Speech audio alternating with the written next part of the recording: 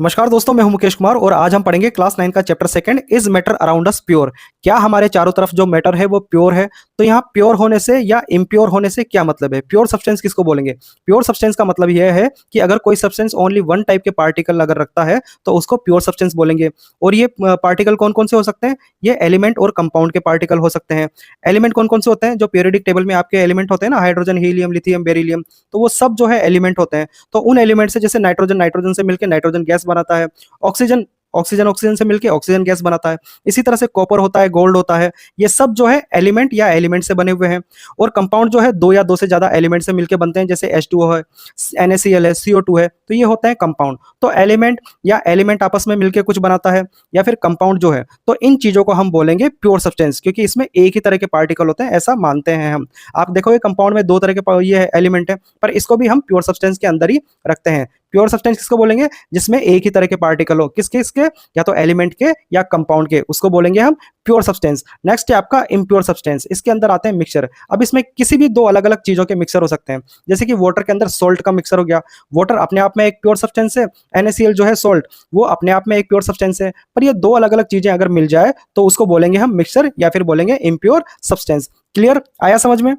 और आपका जो मैटर है, मतलब आपका मैटर से मतलब जो मैटर होता है वो इन्हीं प्योर सब्सटेंस और इम्प्योर सब्सटेंस, जिसको हम मिक्सर भी बोल रहे हैं, उसी से मिलके ये मैटर बने हुए होते हैं। तो प्योर सब्सटेंस में एलिमेंट आएंगे और कंपाउंड आएंगे, जिसको हम डिटेल में पढ़ेंगे। मिक्सर को अभी हम शुरू करेंगे। सबसे पहले मिक्सर को शुरू करेंगे और मिक्सर में क्या क्या होता है वो सारी चीजें देखेंगे। तो मिक्सर क्या होता है? What is a mixer? Mixer पहला तो यह है कि इम्प्योर सब्सटेंस होता है, दो या दो से ज्यादा चीजों से मिलकर बनता है। ये तो आपको पता लग गया। तो अब इसके डेफिनेशन में देखेंगे कि ये दो या दो से ज्यादा चीजों से मिलकर बना हुआ होता है, और ये जो चीजें हैं एनी प्रोपोर्शन, यानी किसी भी प्रोपोर्शन में मिल सकती है। कोई कम भी मिल सकती है, कोई ज्यादा भी मिल सकती है। ऐसा नहीं है कि एक चम्मच जो सॉल्ट है हमने किसी वाटर के अंदर डाला और किसी दूसरे वाटर के अंदर हमने 2 चम्मच सॉल्ट डाल दिया, तो उसको मिक्सर नहीं बोलेंगे। वो भी मिक्सर है, ये भी मिक्सर है, किसी भी प्रोपोर्शन में डाल सकते हैं। और ईच कंपोनेंट जो है हर एक अपनी इंडिविजुअल प्रॉपर्टी रखता है। जो भी आपने मिलाया है, जैसे सॉल्ट मिलाया है तो सॉल्ट अपनी प्रॉपर्टी मेंटेन रखेगा, वाटर अपनी प्रॉपर्टी मेंटेन रखेगा। किसी चीज में आपने जैसे आयरन या किसी और चीज का मिक्सर बनाया तो आयरन जो है अपनी प्रॉपर्टी मेंटेन रखेगा, जो दूसरा कंपोनेंट है वो अपनी प्रॉपर्टी मेंटेन रखेगा। ये इसकी कंडीशन होती है। इसी इसके एग्जांपल है एयर है, सॉइल है, सॉल्ट वाटर है, मिल्क है। अब एयर के अंदर जैसे नाइट्रोजन गैस भी होती है, ऑक्सीजन गैस भी होती है, हाइड्रोजन गैस भी होती है, तो वो सब अपनी अपनी प्रॉपर्टी मेंटेन रखते हैं, पर वो किसी भी प्रोपोर्शन में मिले हुए रहते हैं, तो उसको बोलेंगे हम मिक्सर। आई बात समझ में? क्या क्या फीचर होते हैं इनके? फीचर देखेंगे इसके मिक्सर के। इनका वेरिएबल कंपोजिशन होता है। वेरिएबल कंपोजिशन से मतलब जैसा भी मैंने बताया ना, किसी की परसेंटेज कम ज्यादा हो सकती है, किसी भी रेशियो में ये मिल सकते हैं। रिटेन द ओवन प्रॉपर्टी, हर एक कंपोनेंट अपनी जो है प्रॉपर्टी मेंटेन करेगा। आयरन अपनी प्रॉपर्टी मेंटेन करेगा, वाटर अपनी प्रॉपर्टी मेंटेन करेगा, सॉल्ट जो है अपनी प्रॉपर्टी मेंटेन करेगा। क्लियर? इनको जो है हम सेपरेट कर सकते हैं। नेक्स्ट है आपका, इनको हम सेपरेट कर सकते हैं फिजिकल मेथड से। फिजिकल मेथड से जैसे कि सॉल्ट जो है वाटर के अंदर मिल गया, वाटर को इवेपोरेट कर देंगे तो सॉल्ट जो है अलग हो जाएगा। इसी तरह से जैसे आयरन किसी चीज के अंदर मिल गया तो उसको मैग्नेट से हम सेपरेट कर सकते हैं। तो ये फिजिकल मेथड होते हैं। फिजिकल मेथड से हम इनको सेपरेट कर सकते हैं। दूसरा है कि इनका जो है मेल्टिंग पॉइंट और बॉइलिंग पॉइंट जो है फिक्स नहीं होता है। फिक्स होने से क्या मतलब है? जैसे कि वाटर है, उसका बॉइलिंग पॉइंट 100 डिग्री सेल्सियस होता है। उसका मेल्टिंग पॉइंट, जब वो बर्फ बन जाता है तो उसका मेल्टिंग पॉइंट कितना होता है? 0 डिग्री सेल्सियस होता है। पर आपने अगर मिक्सर बना दिया, जैसे उसके अंदर शुगर ऐड कर दिया या सॉल्ट ऐड कर दिया, तो उसकी जो मेल्टिंग पॉइंट या बॉइलिंग पॉइंट वाली जो प्रॉपर्टी है, या उसका जो मेल्टिंग पॉइंट या बॉइलिंग पॉइंट है, वो अब फिक्स नहीं रहेगा। वो जो है चेंज हो जाएगा। किस पे डिपेंड करेगा? ये कंपोजिशन पे डिपेंड करेगा। Clear? No new substance form. Next है नो न्यू सब्सटेंस फॉर्म। इसका मतलब ये है कि कोई नई चीज नहीं बनेगी। अब मिक्सर भी अपने आप में एक नई चीज होती है, पर उसको हम न्यू सब्सटेंस नहीं मान रहे। जैसे कि हाइड्रोजन गैस और ऑक्सीजन गैस मिलके जो है H2O बनाती है, यानी कि वाटर बनाती है, तो वाटर को एक न्यू सब्सटेंस माना जाता है, जिसके अंदर हाइड्रोजन या ऑक्सीजन की कोई प्रॉपर्टी आपको देखने को नहीं मिलती। हाइड्रोजन गैस जलती है, ऑक्सीजन गैस जलने में मदद करती है, लेकिन वाटर क्या करता है? आग को बुझाता है। तो ये जो वाटर बना, ये एक बिल्कुल न्यू सब्सटेंस हो गया। लेकिन कोई दो चीज का अगर मिक्सर मिलता है तो उसको हम ये नहीं कह सकते कि भैया ये कोई नई चीज बन गई। बस ये पुरानी चीज आपस में साथ है। ये जो पुरानी चीजें जो हमने डाली है ना मिक्सर के अंदर, वो सब चीजें साथ है, तो ये हम बोल सकते हैं कि कोई नई चीज नहीं बनी, बस इनका जस्ट मिक्सर बना है। क्लियर? ठीक है। नेक्स्ट है आपका टाइप ऑफ मिक्सर। मिक्सर के टाइप देखेंगे। नेक्स्ट है आपका टाइप ऑफ मिक्सर। मिक्सर दो टाइप का होता है, एक तो होता है होमोजीनियस, एक होता है हेट्रोजीनियस। होमोजीनियस होता है उसके अंदर जो भी आपने मिलाया है, दो चीजें मिलाई है, तीन चीजें मिलाई है, चार चीजें मिलाई है, तो उनके पार्टिकल बहुत आपस में यूनिफॉर्म मिल जाते हैं। जैसे यहाँ पे पिक्चर में देखेंगे ब्लैक और व्हाइट जो है ये पार्टिकल है और ये सब आपस में मिले हुए हैं। हेट्रोजीनियस में ब्लैक पार्टिकल अलग है और व्हाइट पार्टिकल अलग है, तो ये सेपरेट दिखते हैं, अलग अलग दिखते हैं, तो इसको बोलेंगे हेट्रोजीनियस मिक्सर। और जिसमें सब एक साथ मिले हुए दिखते हैं उसको बोलते हैं होमोजीनियस मिक्सर। सबको एक एक करके डिटेल में पढ़ेंगे। पहले पढ़ेंगे होमोजीनियस मिक्सर। इसके अंदर क्या होता है, होमोजीनियस मिक्सचर जो है सेम थ्रू आउट, यानी कि पूरे में सेम दिखता है। थ्रू आउट से मतलब पूरे में, और क्या दिखता है, सेम दिखता है। जैसे आपने सॉल्ट को वाटर के अंदर मिला दिया तो वो पूरे में एक सा दिखेगा। ऐसा नहीं है कि सॉल्ट अलग दिख रहा है, वाटर अलग दिख रहा है, नहीं, पूरा जो है वो एक जैसा दिखेगा। ठीक है। और यूनिफॉर्म मिक्सचर होता है। ये कैसा होता है, यूनिफॉर्म मिक्सचर होता है, पूरा एक जैसा मिक्सचर होता है। जैसे कि सॉल्ट वाटर है, एयर है, शुगर सिरप है। चाशनी बनाते हैं ना घर में, कुछ रसगुल्ले बनाने हो, गुलाब जामुन बनाने हो, तो चाशनी जो है वो पूरी एक जैसी दिखती है। ऐसा नहीं कि उसमें शुगर अलग दिख रही हो, वाटर अलग दिख रहा हो, ऐसा नहीं होता। तो इस तरह की चीजों को बोलता है हम होमोजीनियस मिक्सचर। ये जैसे कोई दो चीज ऐड कर दी और ये एक होमोजीनियस मिक्सचर बन गया, अब वो पूरा एक जैसा दिख रहा है। क्लियर। अब इसके क्या क्या कैरेक्टरिस्टिक है कि भैया इसकी जो अपीयरेंस है वो यूनिफॉर्म होती है, यानी कि सब कुछ एक जैसा दिखता है, चाहे वो कलर हो, टेक्सचर हो, सब एक जैसा दिखता है। इसके जो पार्टिकल है वो नेक्ड आई से विजिबल नहीं होते, यानी कि नेक्ड आई से हम इसके पार्टिकल को नहीं देख सकते हैं। ठीक है। इसको जो है हम फिजिकल मेथड से सेपरेट नहीं कर सकते हैं। फिजिकल मेथड जैसे कि फिल्ट्रेशन। फिल्ट्रेशन का मतलब होता है छानना, चाहे छन्नी से छानो, चाहे फिल्टर पेपर लगा के छानो। फिल्टर पेपर लगा के छानोगे तब भी ये जो है छनेगा नहीं। पार्टिकल जो है एक्चुअली इसमें क्या डिसोल्व हो जाते हैं। जो जैसे सोल्ट को आपने वाटर के अंदर डाला तो वाटर के पार्टिकल के बीच में जो स्पेस है वहां पे सोल्ट के पार्टिकल चले जाएंगे उस स्पेस में। तो वो पार्टिकल इतने छोटे होते हैं कि उनको किसी भी फिल्ट्रेशन मेथड से आप सेपरेट नहीं कर सकते, छान नहीं सकते। आया समझ में फिल्ट्रेशन। नेक्स्ट है आपका हेट्रोजीनियस मिक्सचर। हेट्रोजीनियस मिक्सचर क्या होता है, जस्ट होमोजीनियस का अपोजिट होता है। ये जो है यूनिफॉर्म नहीं होता है और इसके जो पार्टिकल हैं या सब्सटेंस है ये अनइवनली मिक्स होते हैं। कैसे अनइवनली मिक्स होते हैं, एक साथ मिक्स नहीं होते। चलो कैसे समझेंगे, जैसे आपने कोई चौक का पाउडर जो है वाटर के अंदर डाल दिया, ठीक है, तो अब वो पार्टिकल अलग से ही नजर आ रहे हैं। कुछ पार्टिकल थोड़ी देर बाद नीचे बैठ जाएंगे, यही होता है ना। जैसे किसी सैंड को, यानी कि रेत को आपने वाटर के अंदर डाल दिया तो सैंड के पार्टिकल थोड़ी देर उसके अंदर जब तक मिलाओगे तब तक घुलेंगे, बाद में वो उसमें नीचे बैठ जाएंगे, अलग से नजर आएंगे कि भैया ये इस चीज के पार्टिकल है और ये इस चीज के पार्टिकल है। तो ये होता है हेट्रोजीनियस मिक्सर। मतलब जिसमें अलग नजर आए वो हेट्रोजीनियस मिक्सर, जिसमें पूरा एक जैसा दिखे वो होमोजीनियस मिक्सर। क्लियर।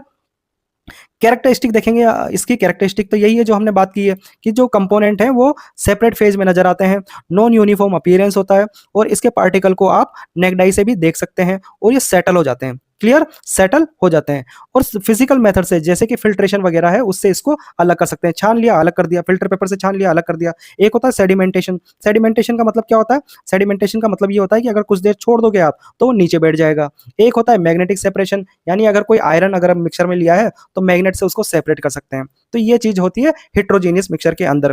क्लियर। क्या क्या डिफरेंस होता है, जो हमने बात की है वही सारी चीजें इसके अंदर डिफरेंस में आती है कि भैया ये होमोजीनियस मिक्सचर तो यूनिफॉर्म होता है थ्रू आउट, पूरे में यूनिफॉर्म होता है।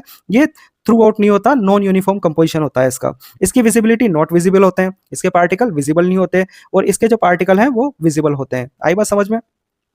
इसको आप फिजिकल मेथड से सेपरेट नहीं कर सकते, ठीक है, और इसको आप फिजिकल मेथड से फिल्ट्रेशन वगैरह से सेपरेट कर सकते हैं। एग्जांपल आपने पहले भी इसके देख लिए हैं। क्लियर। अब इसमें एक छोटी सी एक्टिविटी दी हुई है आपको टाइप ऑफ मिक्सचर करके, यानी ए और बी जो कोई ग्रुप है उसमें से एक को आपने दे दिया कॉपर सल्फेट और उसको वाटर में मिला दिया। अच्छा, इसमें एक्टिविटी में बस ये जानना चाहता है कि कौन सा जो है मिक्सचर जो है होमोजीनियस होगा, कौन सा मिक्सचर जो है हेट्रोजीनियस होगा, देख के पता लगा लेंगे हम। तो इसने ए बी ग्रुप को क्या दिया, कॉपर सल्फेट दिया और वो वाटर में मिला दिया। अच्छा, कॉपर सल्फेट जो होता है ये पाउडर फॉर्म में होता है, व्हाइट कलर का होता है। जब इसको पानी में डालेंगे तो ये ब्लू कलर का मिक्सर बना लेगा और ये कैसा बनाएगा, होमोजेनियस मिक्सर बनाएगा। जैसे रूह अफ़ज़ा शरबत होता है ना, उसको पानी में मिलाया तो पूरा जो शरबत है वो रेड कलर का दिखता है, इसी तरह से ये पूरा जो है ब्लू कलर का दिखेगा और पूरा ब्लू कलर का दिख रहा है, कोई भी अलग से इसकी फेज नहीं नजर आ रही है, तो इसका मतलब ये है कि ये होमोजेनियस मिक्सर है। तो ग्रुप ए और बी को क्या मिला, होमोजेनियस मिक्सर मिला। कैसा अपीयरेंस है इसका, यूनिफॉर्म थ्रू आउट, पूरे में एक जैसा है, ठीक है। और सी और डी ग्रुप को आपने दिया कॉपर सल्फेट और पोटेशियम परमैंगनेट दे दिया या फिर सोल्ट दे दिया, सॉलिड फॉर्म में दोनों। अच्छा, मिक्सर जो है ऐसा नहीं कि लिक्विड में ही डालोगे, किसी सॉलिड को लिक्विड में ही डालोगे, सॉलिड सॉलिड का भी मिक्सर हो सकता है। जैसे नमक और पिसी मिर्ची को मिला देते हैं तो वो भी एक तरह का मिक्सर है, पर यूनिफॉर्म नजर आना चाहिए। बहुत सारे सॉलिड सॉलिड मिक्सर भी यूनिफॉर्म नजर आते हैं, उनकी बात हम सब आगे जो एग्जांपल आएंगे उनमें सब में करेंगे। यहाँ पे जो कॉपर सल्फेट दिया और साथ में पोटेशियम परमैंगनेट या फिर सोल्ट दिया, इनको जब मिलाया तो ये आपस में यूनिफॉर्म नजर नहीं आ रहे, सॉलिड है ये आपस में, है ना, यूनिफॉर्म नजर नहीं आ रहे और इनको सेपरेट पार्ट विजिबल, इनके सेपरेट पार्ट जो है विजिबल है, अलग अलग देख पा रहे हैं हम इनको कि भैया ये तो कॉपर सल्फेट है, ये जो है पोटेशियम परमैंगनेट है। तो ये किस तरह का मिक्सर होगा, ये होगा हेट्रोजीनियस मिक्सर। क्या मतलब था इस एक्टिविटी का कि होमोजीनियस कौन है, कौन एक जैसा नजर आता है मिलाने पे और कौन एक जैसा नजर नहीं आ रहा। हेट्रोजीनियस में अलग अलग नजर आ रहे हैं, कॉपर सल्फेट अलग नजर आ रहा है और पोटेशियम परमैंगनेट या सॉल्ट अलग नजर आ रहा है। क्लियर। नेक्स्ट है आपका सॉल्यूशन, कोलॉइड और सस्पेंशन। बिल्कुल परेशान होने की जरूरत नहीं है। सॉल्यूशन, कोलॉइड और सस्पेंशन, इन तीनों को हम अलग अलग पढ़ेंगे, पर इनमें हमको काफी सारे कंपैरिजन भी करने पड़ेंगे। तो एक बार हम इनको आपस में करके देख लेते हैं कंपैरिजन की, यार ये तीनों चीजें क्या क्या होती है, फिर अलग अलग तो पढ़ना ही है। ठीक है। तो जैसे मिक्सचर आपने पढ़ लिया, मिक्सचर जो है दो टाइप का होता है, होमोजीनियस और हेट्रोजीनियस। होमोजीनियस के अंदर आता है सॉल्यूशन, हेट्रोजीनियस के अंदर आते हैं कोलॉइड और सस्पेंशन। जैसे सॉल्यूशन होता है ना, जैसे वाटर के अंदर कोई चीज मिक्स कर दी, जैसे सॉल्ट मिक्स कर दिया, इसी तरह से सॉल्यूशन कोलॉइड भी होता है। इसी तरह से कोई सॉल्यूशन सस्पेंशन भी होता है, एक चीज के अंदर दूसरी चीज मिक्स करना। ठीक है। इसी तरह के एग्जांपल आपको कोलॉइड में मिलेंगे और इसी तरह के एग्जांपल आपको सस्पेंशन में मिलेंगे। इसलिए बिल्कुल परेशान होने की जरूरत नहीं है कि सर ये कोलॉइड वर्ड क्या आ गया, ये सस्पेंशन क्या वर्ड आ गया। ठीक है। अच्छा ये देखो, ये पिक्चर में दे रखा है, ये तो सॉल्यूशन है, ये कोलॉइड है और ये सस्पेंशन है। सॉल्यूशन के अंदर, इसके अंदर कुछ मिक्स होगा पर वो आपको नजर नहीं आ रहा, पूरा एक जैसा नजर आ रहा है, तो भैया ये सॉल्यूशन है। ठीक है। होमोजीनियस है ना, होमोजीनियस क्या है, सॉल्यूशन है, तो ये पूरा एक जैसा नजर आएगा। कोलॉइड जो है हेट्रोजीनियस है और सस्पेंशन भी हेट्रोजीनियस है। तो कोलॉइड के जो पार्टिकल थोड़े छोटे होते हैं, हो सकता है कि नेक डाई से नजर नहीं आए पर माइक्रोस्कोप से ये नजर आते हैं, या कभी कभी नेक डाई से भी नजर आते हैं। तो ये कोलॉइड हो गया, और सस्पेंशन के पार्टिकल तो वैसे ही आपको नेक डाई से नजर आने लग जाएंगे। ठीक है। तो ये कोलॉइड और सस्पेंशन थोड़ा सा यूं इस तरह से आपको यूनिफॉर्म नजर नहीं आ रहा, और सॉल्यूशन जो है वो होमोजीनियस है, वो बिल्कुल यूनिफॉर्म नजर आ रहा है। दूसरा जो इनका पार्टिकल साइज भी अलग अलग होता है। सॉल्यूशन का जो पार्टिकल साइज होता है वो 1 नैनोमीटर से छोटा होता है। 1 नैनोमीटर क्या बोला है, 1 नैनोमीटर जो है, 1 नैनोमीटर का मतलब होता है कि 10⁻⁹ इतने छोटे पार्टिकल होंगे इसके अंदर। क्या, 10⁻⁹ से जो छोटे होंगे पार्टिकल, वो किसको बनाएंगे, सॉल्यूशन को बनाएंगे। कोलॉइड जो है आपका, इसके पार्टिकल जो है 1 नैनोमीटर से 1000 नैनोमीटर के बीच में होंगे। 1000 नैनोमीटर तो और ज्यादा छोटा होगा ना, ऐसा नहीं है, माइनस में पावर आ रही है ना, तो 1000 नैनोमीटर का मतलब होगा 10⁻⁻�6 मीटर, यानी कि 1000 नैनोमीटर जो है 1 नैनोमीटर से काफी बड़े होते हैं। तो इस रेंज के बीच के जो पार्टिकल आते हैं वो आते हैं कोलॉइड के अंदर। और जो आपके सस्पेंशन है उसके अंदर जो पार्टिकल आते हैं वो 1000 नैनोमीटर यानी कि 10⁻⁶ मीटर से बड़े पार्टिकल आते हैं, वो आते हैं सस्पेंशन के अंदर। सॉल्यूशन के अंदर सबसे छोटे पार्टिकल 1 नैनोमीटर से छोटे, कोलॉइड के अंदर 1 नैनोमीटर से 1000 नैनोमीटर तक के पार्टिकल, और सस्पेंशन के 1000 नैनोमीटर से बड़े पार्टिकल, यानी सबसे बड़े पार्टिकल सस्पेंशन के अंदर, उससे छोटे कोलॉइड के अंदर, सबसे छोटे पार्टिकल सॉल्यूशन के अंदर होंगे। ठीक है। अच्छा ये जो 1000 नैनोमीटर होता है, जिसको हम 10⁻⁶ मीटर बोलते हैं, इसको 1 माइक्रोमीटर भी बोलते हैं। क्या बोलते हैं, 1 माइक्रोमीटर। तो कहीं पे 1 माइक्रोमीटर लिखा आ जाए या माइक्रोन लिखा आ जाए तो आप समझ जाना कि ये क्या बात कर रहा है, ये बात कर रहा है 1000 नैनोमीटर की या 10⁻�6 मीटर की। क्लियर हो गया, बार बार आएगा ये हर जगह आएगा। अभी जब भी हम सॉल्यूशन पढ़ेंगे, कोलॉइड पढ़ेंगे, सस्पेंशन पढ़ेंगे, तो हर जगह आएगा। तो ये पता होना चाहिए। ठीक है। नेक्स्ट आपके एक वर्ड बार बार आएगा, टिंडल इफेक्ट। टिंडल इफेक्ट क्या होता है, देखो बच्चा, टिंडल इफेक्ट ऐसा होता है कि जो टॉर्च की लाइट है, या किसी टॉर्च की लाइट नहीं हो, लेजर लाइट हो, है ना, अगर उसको इन सॉल्यूशन में से हम पास करते हैं, तो ये जो लाइट है, जो पार्टिकल है ना, जैसे कोलॉइड के अंदर पार्टिकल है, सॉल्यूशन के अंदर पार्टिकल है, सस्पेंशन के अंदर पार्टिकल है, तो उन पार्टिकल से टकरा के लाइट की बीम को फैलाती है। क्या करती है, फैलाती है, स्कैटर करती है। और वो स्कैटर होने की वजह से वो लाइट हमको उस लिक्विड के अंदर से पास होती हुई दिखती है। लेकिन सॉल्यूशन जो है उसके पार्टिकल इतने छोटे होते हैं कि ये लाइट की बीम को स्कैटर नहीं करती, फैलाती नहीं है, इसलिए लाइट की बीम हमको उस सॉल्यूशन के अंदर से पास होती हुई नहीं दिखती है। अगर पास होती हुई दिखती है तो इसको बोलते हैं हम टिंडल इफेक्ट। ठीक है। तो जो सॉल्यूशन होता है वो टिंडल इफेक्ट शो नहीं करता है। कोलॉइड के जो पार्टिकल होते हैं वो थोड़े इतने बड़े होते हैं कि वो जो लाइट पास हुई है उसके पार्टिकल से टकरा के उन पार्टिकल जो है लाइट को स्कैटर करते हैं, लाइट को फैलाते हैं, लाइट को फैलाते हैं। तो कोलॉइड जो है वो टिंडल इफेक्ट को शो करते हैं। सस्पेंशन के पार्टिकल ऐसा होता है बच्चा इनका कि ये ग्रेविटी से बाद में बैठ जाते हैं, आपने मिलाया थोड़ी देर बाद बैठ जाएंगे। तो बहुत फाइन पार्टिकल जो होते हैं ना सस्पेंशन के, जो घुले हुए मिक्स है उसी के अंदर, सॉल्यूशन के अंदर है, तो वो तो जो है टिंडल इफेक्ट शो करेंगे, यानी कि लाइट को स्कैटर करेंगे। लेकिन जो और दूसरे पार्टिकल है वो बैठ जाते हैं नीचे, तो वो टिंडल इफेक्ट को शो नहीं करते। तो अगर सस्पेंशन को थोड़ी देर छोड़ दिया जाए तो इसके पार्टिकल नीचे बैठ जाते हैं और ये टिंडल इफेक्ट को शो नहीं करते। टिंडल इफेक्ट को शो करने के लिए लिक्विड में पार्टिकल होना चाहिए, है ना, इतने छोटे पार्टिकल भी नहीं होना चाहिए जैसे सॉल्यूशन, जैसे जो टिंडल इफेक्ट को शो करे ही नहीं। सस्पेंड जैसे कोलॉइड में थोड़े बड़े पार्टिकल होते हैं ना, इतने बड़े पार्टिकल होना चाहिए, लेकिन सस्पेंशन के पार्टिकल बड़े होते हैं, थोड़ी देर बाद नीचे बैठ जाते हैं, तो ये भी टिंडल इफेक्ट को शो नहीं करते। शुरू में शो करते हैं, जब आपने मिलाया उस टाइम पे शो करते हैं, क्योंकि पार्टिकल मीडियम के अंदर या लिक्विड के अंदर ही रहेंगे उस टाइम शो करते हैं। तो ये टिंडल इफेक्ट बार बार आएगा आपके, बार बार। तो पता होना चाहिए कि भैया टिंडल इफेक्ट जो है सॉल्यूशन शो नहीं करते, कोलोइड जो है शो करते हैं, और सस्पेंशन जो है शुरू में शो करते हैं, बाद में शो नहीं करते हैं। अब जैसे ये इसने, ये तो टॉर्च थी, ये इसने लेजर लाइट डाली यहाँ पे, तो लेजर लाइट जो है आपको सोल्यूशन से पास होती हुई नहीं दिख रही, क्योंकि इसके पार्टिकल जो है टकरा के लाइट को फैला ही नहीं रहे, और कोलोइड और जो सस्पेंशन है वो लाइट को दिखा रहे हैं। क्लियर? टिंडल इफेक्ट अब बात नहीं करेंगे बार बार, है ना? आज समझ में आ जाएगा ना टिंडल इफेक्ट क्या है? क्लियर? ठीक है, ठीक है। नेक्स्ट है आपका कुछ और जो हमने बात की है वो सारे कंपेरिजन एक बार यहाँ पे देखेंगे। होमोजीनियस मिक्सर जो होते हैं सॉल्यूशन होते हैं, हेट्रोजीनियस कोलोइड होते हैं, और हेट्रोजीनियस ही सस्पेंशन होते हैं। पार्टिकल साइज देख लो, सॉल्यूशन का पार्टिकल साइज जो है 1 नैनोमीटर से छोटा होता है। क्या? सॉल्यूशन के जो पार्टिकल है 1 नैनोमीटर से छोटा होता है। कोलोइड के पार्टिकल 1 नैनोमीटर से बड़े होते हैं वो, और 1000 नैनोमीटर के बीच में होते हैं। और सस्पेंशन के जो पार्टिकल होते हैं वो 1000 नैनोमीटर यानी कि 10 की पावर -6 से बड़े होते हैं। इसको फिजिकली नहीं देख सकते, इसको कोलोइड को भी फिजिकली नहीं देख सकते, पर माइक्रोस्कोप से हम इसको देख सकते हैं। सस्पेंशन के पार्टिकल जो है नेक्ड आई से देख सकते हैं। सॉल्यूशन जो है टिंडल इफेक्ट शो नहीं करेंगे, ये शो करेगा। ये फ्रेश, जब आप इस तरह का सस्पेंशन बनाओगे तो फ्रेश जो है वो शो करेंगे, बाद में शो नहीं करेंगे, क्योंकि पार्टिकल नीचे बैठ जाते हैं इसके। क्लियर? स्टेबिलिटी, ये स्टेबल होते हैं। स्टेबल होने का मतलब ये है कि जैसे आपने सॉल्ट मिलाया वाटर के अंदर और उसको मिक्स कर दिया, तो ऐसा थोड़ी है कि 1 घंटे बाद जब आपने आके देखा तो वो जो सॉल्ट है वो वापस से पार्ट उसके लिक्विड के अंदर नीचे बैठ गया हो। नहीं, पूरा मिक्स रहता है, हमेशा मिक्स रहता है। पार्टिकल को कितनी देर सॉल्यूशन को कितनी देर छोड़ दो तब भी उसी के अंदर मिक्स रहता है। ऐसा तो नहीं है कि थोड़ी देर बाद नीचे बैठता है। यानी कि इसकी स्टेबिलिटी जो है क्या होती है कि ये स्टेबल होते हैं, डज नॉट सेटल, टाइम के साथ सेटल नहीं होते हैं। इसी तरह जो कोलोइड होते हैं उसके पार्टिकल भी सेटल नहीं होते हैं, लेकिन सस्पेंशन के पार्टिकल इतने बड़े और भारी होते हैं कि ये टाइम के साथ सेटल हो जाते हैं। तो स्टेबिलिटी समझ में आई? ठीक है।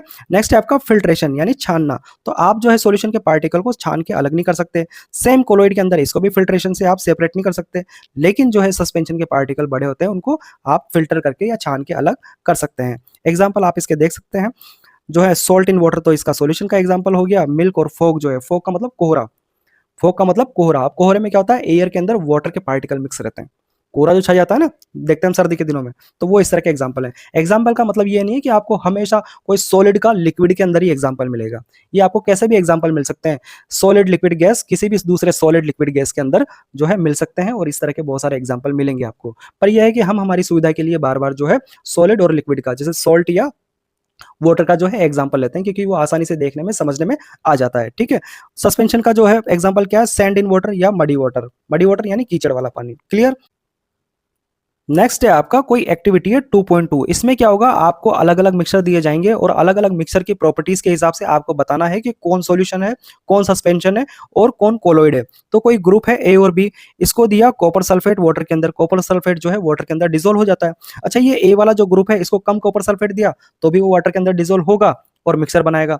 बी वाले को थोड़ा ज्यादा दिया, वो भी वाटर के अंदर डिजोल्व होगा और वो भी मिक्सर बनाएगा, और इस तरह के मिक्सर को क्या बोलेंगे, सॉल्यूशन बोलेंगे। क्लियर? सी जो है ग्रुप को, इसको चौक का पाउडर दिया वाटर के अंदर, तो ये किस तरह का मिक्सर बनाएगा, ये सस्पेंशन बनाएगा। डी जो ग्रुप है उसको मिल्क या इंक दे दिया वाटर के अंदर, तो इसने जो बनाया वो कोलोइड कहलाएगा। ठीक है। तो ये छोटी सी एक्टिविटी थी, ध्यान होना चाहिए। नेक्स्ट है आपका बहुत इंपॉर्टेंट, अब मैंने बताया था ना अलग अलग पढ़ेंगे, तो अब है आपका सॉल्यूशन। सॉल्यूशन को अलग अलग पढ़ेंगे। सॉल्यूशन के बारे में कुछ चीजें हम पहले से जानते हैं कि भैया ये होमोजीनियस होता है, इसके पार्टिकल 1 नैनोमीटर से छोटे होते हैं, टिंडल इफेक्ट शो नहीं करता है, और जो है ये स्टेबल होता है। ठीक है। इसके पार्टिकल जो है बैठते नहीं है कि भाई इसको सॉल्यूशन को रख दिया तो थोड़ी देर के अंदर जो पार्टिकल मिलाए थे वो बैठ जाएंगे। तो ये सॉल्यूशन की कुछ प्रॉपर्टीज होती है, इन्हीं को हम पढ़ेंगे और इन्हीं से रिलेटेड बात करेंगे। तो सॉल्यूशन क्या है? सॉल्यूशन जो है हेट्रोजेनियस मिक्सचर है, जहां पे एक सब्सटेंस जो है किसी अनदर सब्सटेंस के अंदर मिलता है। जो एक सब्सटेंस मिलता है, अब वो ये एक हो सकते हैं, दो हो सकते हैं, तीन हो सकते हैं, तो जो मिलता है उसको सोल्यूट बोलते हैं, जिसमें मिलता है उसको सोलवेंट बोलते हैं। जैसे कि यहाँ पिक्चर में देखो, ये जैसे सोल्यूट है और ये सोलवेंट है। सोल्यूट को सोलवेंट में मिलाया तो आपका बन गया सॉल्यूशन। क्या बन गया? सॉल्यूशन। Solute, solvent, solution. ध्यान रहेगा, होमोजेनियस मिक्सचर है, ध्यान रहेगा। ठीक है। नेक्स्ट है आपकी इसकी जो है कंपोजिशन देखेंगे। आपका कंपोजिशन में यही है इसका कि भैया इसको तो सॉल्वेंट सोल्यूट बोलते हैं, इसको सॉल्वेंट बोलते हैं। जो सोल्यूट है आपका ये कम अमाउंट में रहता है, छोटे अमाउंट में रहता है, उसको हम सॉल्यूट बोलते हैं। जो यूजुअली ज्यादा अमाउंट में रहता है, लार्ज अमाउंट में रहता है, उसको हम सॉल्वेंट बोलते हैं। आ गया समझ में? नेक्स्ट है आपका प्रॉपर्टीज पढ़ेंगे, इसकी प्रॉपर्टीज या फीचर की बात करेंगे सॉल्यूशन की। वैसे तो हम इसकी सारी प्रॉपर्टीज या फीचर हमने देख लिए हैं, फिर भी एक बार देखते हैं कि भैया ये होमोजीनियस मिक्सचर होता है, यूनिफॉर्म थ्रू आउट होता है, पूरे में एक जैसा होता है, पार्टिकल साइज बहुत छोटे होते हैं, 1 नैनोमीटर से छोटे होते हैं, नेक डाई से हम इसको देख नहीं सकते, टिंडल इफेक्ट शो नहीं करता, और इसको फिल्ट्रेशन से हम सेपरेट नहीं कर सकते, स्टेबल होता है, पार्टिकल जो है टाइम के साथ सेटल नहीं होते हैं, अगर छोड़ दोगे स्टैंडिंग मोड में छोड़ दोगे इसको सॉल्यूशन को, तो जो पार्टिकल है वो टाइम के साथ सेटल नहीं होंगे, पहले ही पढ़ रखा है, इसीलिए पहले पढ़ाया था ताकि यहाँ पे जो है आपको आराम से समझ में आ जाए। अच्छा, एक टर्म होती है ट्रू सॉल्यूशन, ये वर्ड जो है बार बार आएगा, तो ये ट्रू सॉल्यूशन क्या होता है? ट्रू सॉल्यूशन का मतलब है कि ये सॉल्यूशन के अंदर हमने जितनी भी चीजें पढ़ी है कि होमोजीनियस होना चाहिए, यूनिफॉर्म थ्रू आउट होना चाहिए, नॉट सेटल होना चाहिए, टिंडल इफेक्ट शो नहीं करना चाहिए, है ना, तो ये जितनी भी कंडीशन को पूरा करता है उसको हम ट्रू सॉल्यूशन बोलते हैं। वरना सॉल्यूशन तो हम जनरल टर्म में भी बोलते हैं, हम कोलॉइड के लिए भी सॉल्यूशन वर्ड यूज कर देते हैं, सस्पेंशन के लिए भी हम सॉल्यूशन वर्ड यूज कर देते हैं, पर ट्रू सॉल्यूशन से मतलब ये कि जो हमने सॉल्यूशन की जो भी प्रॉपर्टीज पढ़ी है उन सब प्रॉपर्टीज को पूरा करता है, उसको हम ट्रू सॉल्यूशन बोलेंगे। आया समझ में? ठीक है। नेक्स्ट हम कुछ एग्जांपल देखेंगे जो हमारी बुक में दे रखे हैं सॉल्यूशन के, बेस्ड ऑन फेज। फेज यानी जैसे फेज क्या होता है? फेज से मतलब है कि जो सॉलिड लिक्विड गैस जो होता है ना आपका, स्टेट बोलते हैं जिसको, तो वही फेज है, उन्हीं के बेस पे कुछ एग्जांपल देखेंगे। नॉर्मल एग्जांपल आपको पता है, शुगर को अगर वाटर में मिक्स करोगे तो शुगर जो है सोल्यूट है, सॉलिड है, वाटर में मिक्स करोगे वाटर जो है सॉल्वेंट है और वो लिक्विड है। तो इसी तरह कुछ एग्जांपल है, शुगर इन वाटर का एग्जांपल हो ही गया। टिंचर आयोडीन, इसमें सॉलिड जो है लिक्विड में मिक्स होता है, सॉलिड क्या है इसमें? आयोडीन सॉलिड है, और एल्कोहल जो है वो सॉल्वेंट है, एल्कोहल सॉल्वेंट है और एल्कोहल क्या है? लिक्विड होता है। ठीक है। इसी तरह से सोडा वाटर का एग्जांपल है इसमें, सोडा वाटर जो कि गैस का लिक्विड में सोडा वाटर होता है, या फिर कोल्ड ड्रिंक होता है, पता है ना कोल्ड ड्रिंक, तो उसके अंदर CO2 गैस मिक्स होती है, तो जो CO2 है वो तो गैस है और वाटर जो है वो सॉल्वेंट है जो कि लिक्विड है। तो ये कुछ एग्जांपल है। इसके अलावा जैसे एयर, एयर गैस का गैस में मिक्सचर है, यहाँ पे गैस जो है सोल्यूट होगी और दूसरी गैस जो है सॉल्वेंट होगी। तो ऑक्सीजन जो है 21% होती है, और कुछ कुछ गैसेस होती है जो कम अमाउंट में होती है, जैसे CO2 हो सकती है ना, CO हो सकती है। तो ये गैसेस जो है कम अमाउंट में होती है, जो कम अमाउंट में होता है वो सोल्यूट होता है, जो ज्यादा अमाउंट में होता है वो सॉल्वेंट होता है, और ज्यादा अमाउंट में क्या होता है? नाइट्रोजन, जो कि 78% होती है, तो ये सॉल्वेंट होती है एयर के लिए, बता रहे हैं ये हम। नेक्स्ट है आपका एलॉय। एलॉय क्या होता है? एलॉय ये होता है कि दो या दो से ज्यादा मेटल का मिक्सचर होता है। अब वो मेटल कुछ भी हो सकता है, जैसे आप घर में ज्वेलरी बनाते हैं तो जो गोल्ड आता है उस गोल्ड के अंदर थोड़ा कॉपर मिक्स करते हैं, तो इस तरह से उसको क्या बोलेंगे? एक तरह से एलॉय बोलेंगे। दो या दो से ज्यादा मेटल का जो मिक्सचर होता है, या फिर कभी कभी इसके अंदर नॉन मेटल भी चीजें भी मिक्स करते हैं, तो इस चीज को बोलेंगे हम एलॉय। और ये क्या होता है? सॉलिड का सॉलिड में मिक्सचर होता है, सॉलिड का सॉलिड में मिक्सचर होता है एलॉय। ठीक है। तो ये मेटल या नॉन मेटल का मिक्सचर होता है, यानी कि सॉलिड का सॉलिड में मिक्सचर होता है। इसको हम सेपरेट नहीं कर सकते फिजिकली, ऐसे सेपरेट नहीं कर सकते, ठीक है, नॉर्मली, क्योंकि मिक्सचर बन गया वो, है ना। जैसे हमने कहा था ना कि भाई सॉल्यूशन को जो है सेपरेट नहीं कर सकते, तो ये भी उसी तरह का एक एग्जांपल है। और इसका जो है वेरिएबल कंपोजिशन होता है। वेरिएबल कंपोजिशन से मतलब कि किसी भी मेटल को कितनी भी परसेंटेज में मिला मिला सकते हैं, पर जैसे वो हमारे टारगेट होते हैं कि हमको गहने बनाने हैं, तो उसके अंदर इतनी परसेंटेज इसकी मिलाएंगे, इतनी परसेंटेज इसकी मिलाएंगे, पर वो परसेंटेज ऊपर नीचे हो सकता है ना, यानी कि जो कंपोजिशन है वो वेरी कर सकता है। जैसे कि ब्रास है, ब्रास के अंदर 30% तो जिंक होता है और 70% कॉपर होता है। अब किसी का मन है कि मैं कॉपर तो 71% मिलाऊंगा, यानी कंपोजिशन को वेरी करूंगा, तो कर सकता है, यानी कि कंपोजिशन जो है वो वेरी करता है। ठीक है। मिक्सर की यही तो खासियत है, मिक्सर को किसी भी प्रोपोर्शन में हम मिला सकते हैं। तो ये ब्रास समझ में आया? ब्रास जो है आ सकता है, ये 30% जिंक 70% कॉपर, इसको मिला के क्या बोलेंगे हम? इसका मिक्सर क्या बोलेंगे? एलॉय बोलेंगे। और इसको क्या बोलते हैं? ब्रास, ये वाला जो जिंक और कॉपर वाला है आपका। कुछ और एग्जांपल हैं इसके, जैसे जैसे कि आपका ब्रॉन्ज, कहते हैं ना ब्रॉन्ज मेडल मिला, गोल्ड मेडल मिला, सिल्वर मेडल मिला, और थर्ड वाले को ब्रॉन्ज मेडल मिला। तो ब्रॉन्ज क्या होता है? कॉपर और टिन होता ही है, कॉपर और टिन को मिक्स करके बनाया जाता है। तो कॉपर और टिन दोनों मेटल है, तो ये मेटल मेटल का एग्जांपल हो गया। इसी तरह स्टील होता है, स्टील में आयरन होता है और कार्बन मिक्स किया जाता है। क्या मिक्स किया जाता है? कार्बन, जो कोयला होता है ना आपका, वो भी कार्बन होता है। तो आयरन के अंदर अगर कार्बन मिक्स करेंगे, अच्छा मिक्स क्यों करते हैं? इससे जो आयरन होता है ना उसके जंग लग जाता है, आयरन के जंग लग जाता है, और आयरन कंपैरेटिवली इतना मजबूत भी नहीं होता। लेकिन स्टील आपने देखा होगा उसमें जंग नहीं लगता, स्टील के बर्तनों में जंग नहीं लगता, और मजबूत भी जो है आयरन से ज्यादा होते हैं। तो कार्बन को मिक्स करने से ये मजबूत हो जाता है, तो इस तरह से बनता है स्टील। और ये मेटल और नॉन मेटल का एग्जाम्पल है। यहाँ पे मेटल क्या है? आयरन, नॉन मेटल क्या है? कार्बन। ठीक है। तो हमारी सुविधा के लिए, हमारी जरूरतों के लिए कभी भी कोई भी दो चीजों को मिला देते हैं हम फिजिकली, और इस तरह से जो बनी हुई चीजें हैं वो मिक्सर कहलाती है। इसी तरह से ये एलॉय भी था, है ना। एलॉय में भी हमने ये ब्रास बना लिया, कभी ब्रॉन्ज बना लिया, कभी स्टील बना लिया, ठीक है। तो ये बहुत सारी चीजें हैं। आया समझ में। नेक्स्ट टॉपिक है आपका सोल्युबिलिटी। अब सोल्युबिलिटी से क्या मतलब होता है, मान लीजिए आपके पास एक गिलास वाटर है, आप इसके अंदर एक चम्मच शुगर जो है वो घोलते हो, घुल जाएगी। यहाँ पे शुगर क्या है, सोल्यूट, और सॉल्वेंट क्या है, वाटर, जो कि गिलास के अंदर है। अब मान लीजिए आप इसके अंदर 10 चम्मच शुगर जो है घोलना चाहते हो, घुलेगी क्या, नहीं घुलेगी। मान लो आप जो सॉल्वेंट है यानी कि वाटर है उसका टेम्परेचर थोड़ा बहुत बढ़ा देते हो, तो थोड़ी बहुत शुगर और घुल जाएगी। लेकिन इसका मतलब ये नहीं कि 10 चम्मच 15 चम्मच 20 चम्मच शुगर जो है घुल जाएगी। हर चीज की एक कैपेसिटी होती है भाई। तो सोल्युबिलिटी जो है कैपेसिटी बताती है। किसकी कैपेसिटी बताती है, सोल्यूट की कैपेसिटी बताती है कि इससे ज्यादा सोल्यूट जो है अब इस सॉल्वेंट के अंदर नहीं घुल पाएगा, या तो आप और ज्यादा सोल्वेंट लाओ, ठीक है। तो सोल्युबिलिटी क्या बताती है, उस मैक्सिमम अमाउंट ऑफ सोल्यूट को बताती है जो किसी गिवन सर्टेन सॉल्वेंट में घुल सकती है किसी दिए हुए टेम्परेचर पे। आई बात समझ में, ठीक है। फिर से देखेंगे इसको, डेफिनेशन में देखेंगे, solubility is the maximum amount of solute that can dissolve in a certain amount of solvent at a specific temperature. अगर टेम्परेचर बढ़ाते हो तो थोड़ा सोल्यूट और घुल जाएगा, टेम्परेचर के साथ सोल्युबिलिटी बढ़ती है। पर जो है मैक्सिमम अमाउंट जो है सोल्यूट है कि भैया इससे ज्यादा नहीं घुल पाएगा, ये चीज कौन बताता है, सोल्युबिलिटी बताती है। और इस तरह से जो मैक्सिमम अमाउंट ऑफ सोल्यूट वाला जो सॉल्यूशन बना, उस सॉल्यूशन को बोलते हैं सैचुरेटेड सॉल्यूशन। क्या बोलेंगे इसको, सैचुरेटेड सॉल्यूशन। सैचुरेटेड सॉल्यूशन का मतलब no more solute can dissolve at that temperature, कि इस टेम्परेचर पे आप इस सॉल्वेंट के अंदर इससे ज्यादा सोल्यूट नहीं घोल सकते हो। क्लियर, आया समझ में। सोल्युबिलिटी क्या है, मैक्सिमम अमाउंट ऑफ सोल्यूट है, ठीक है ना।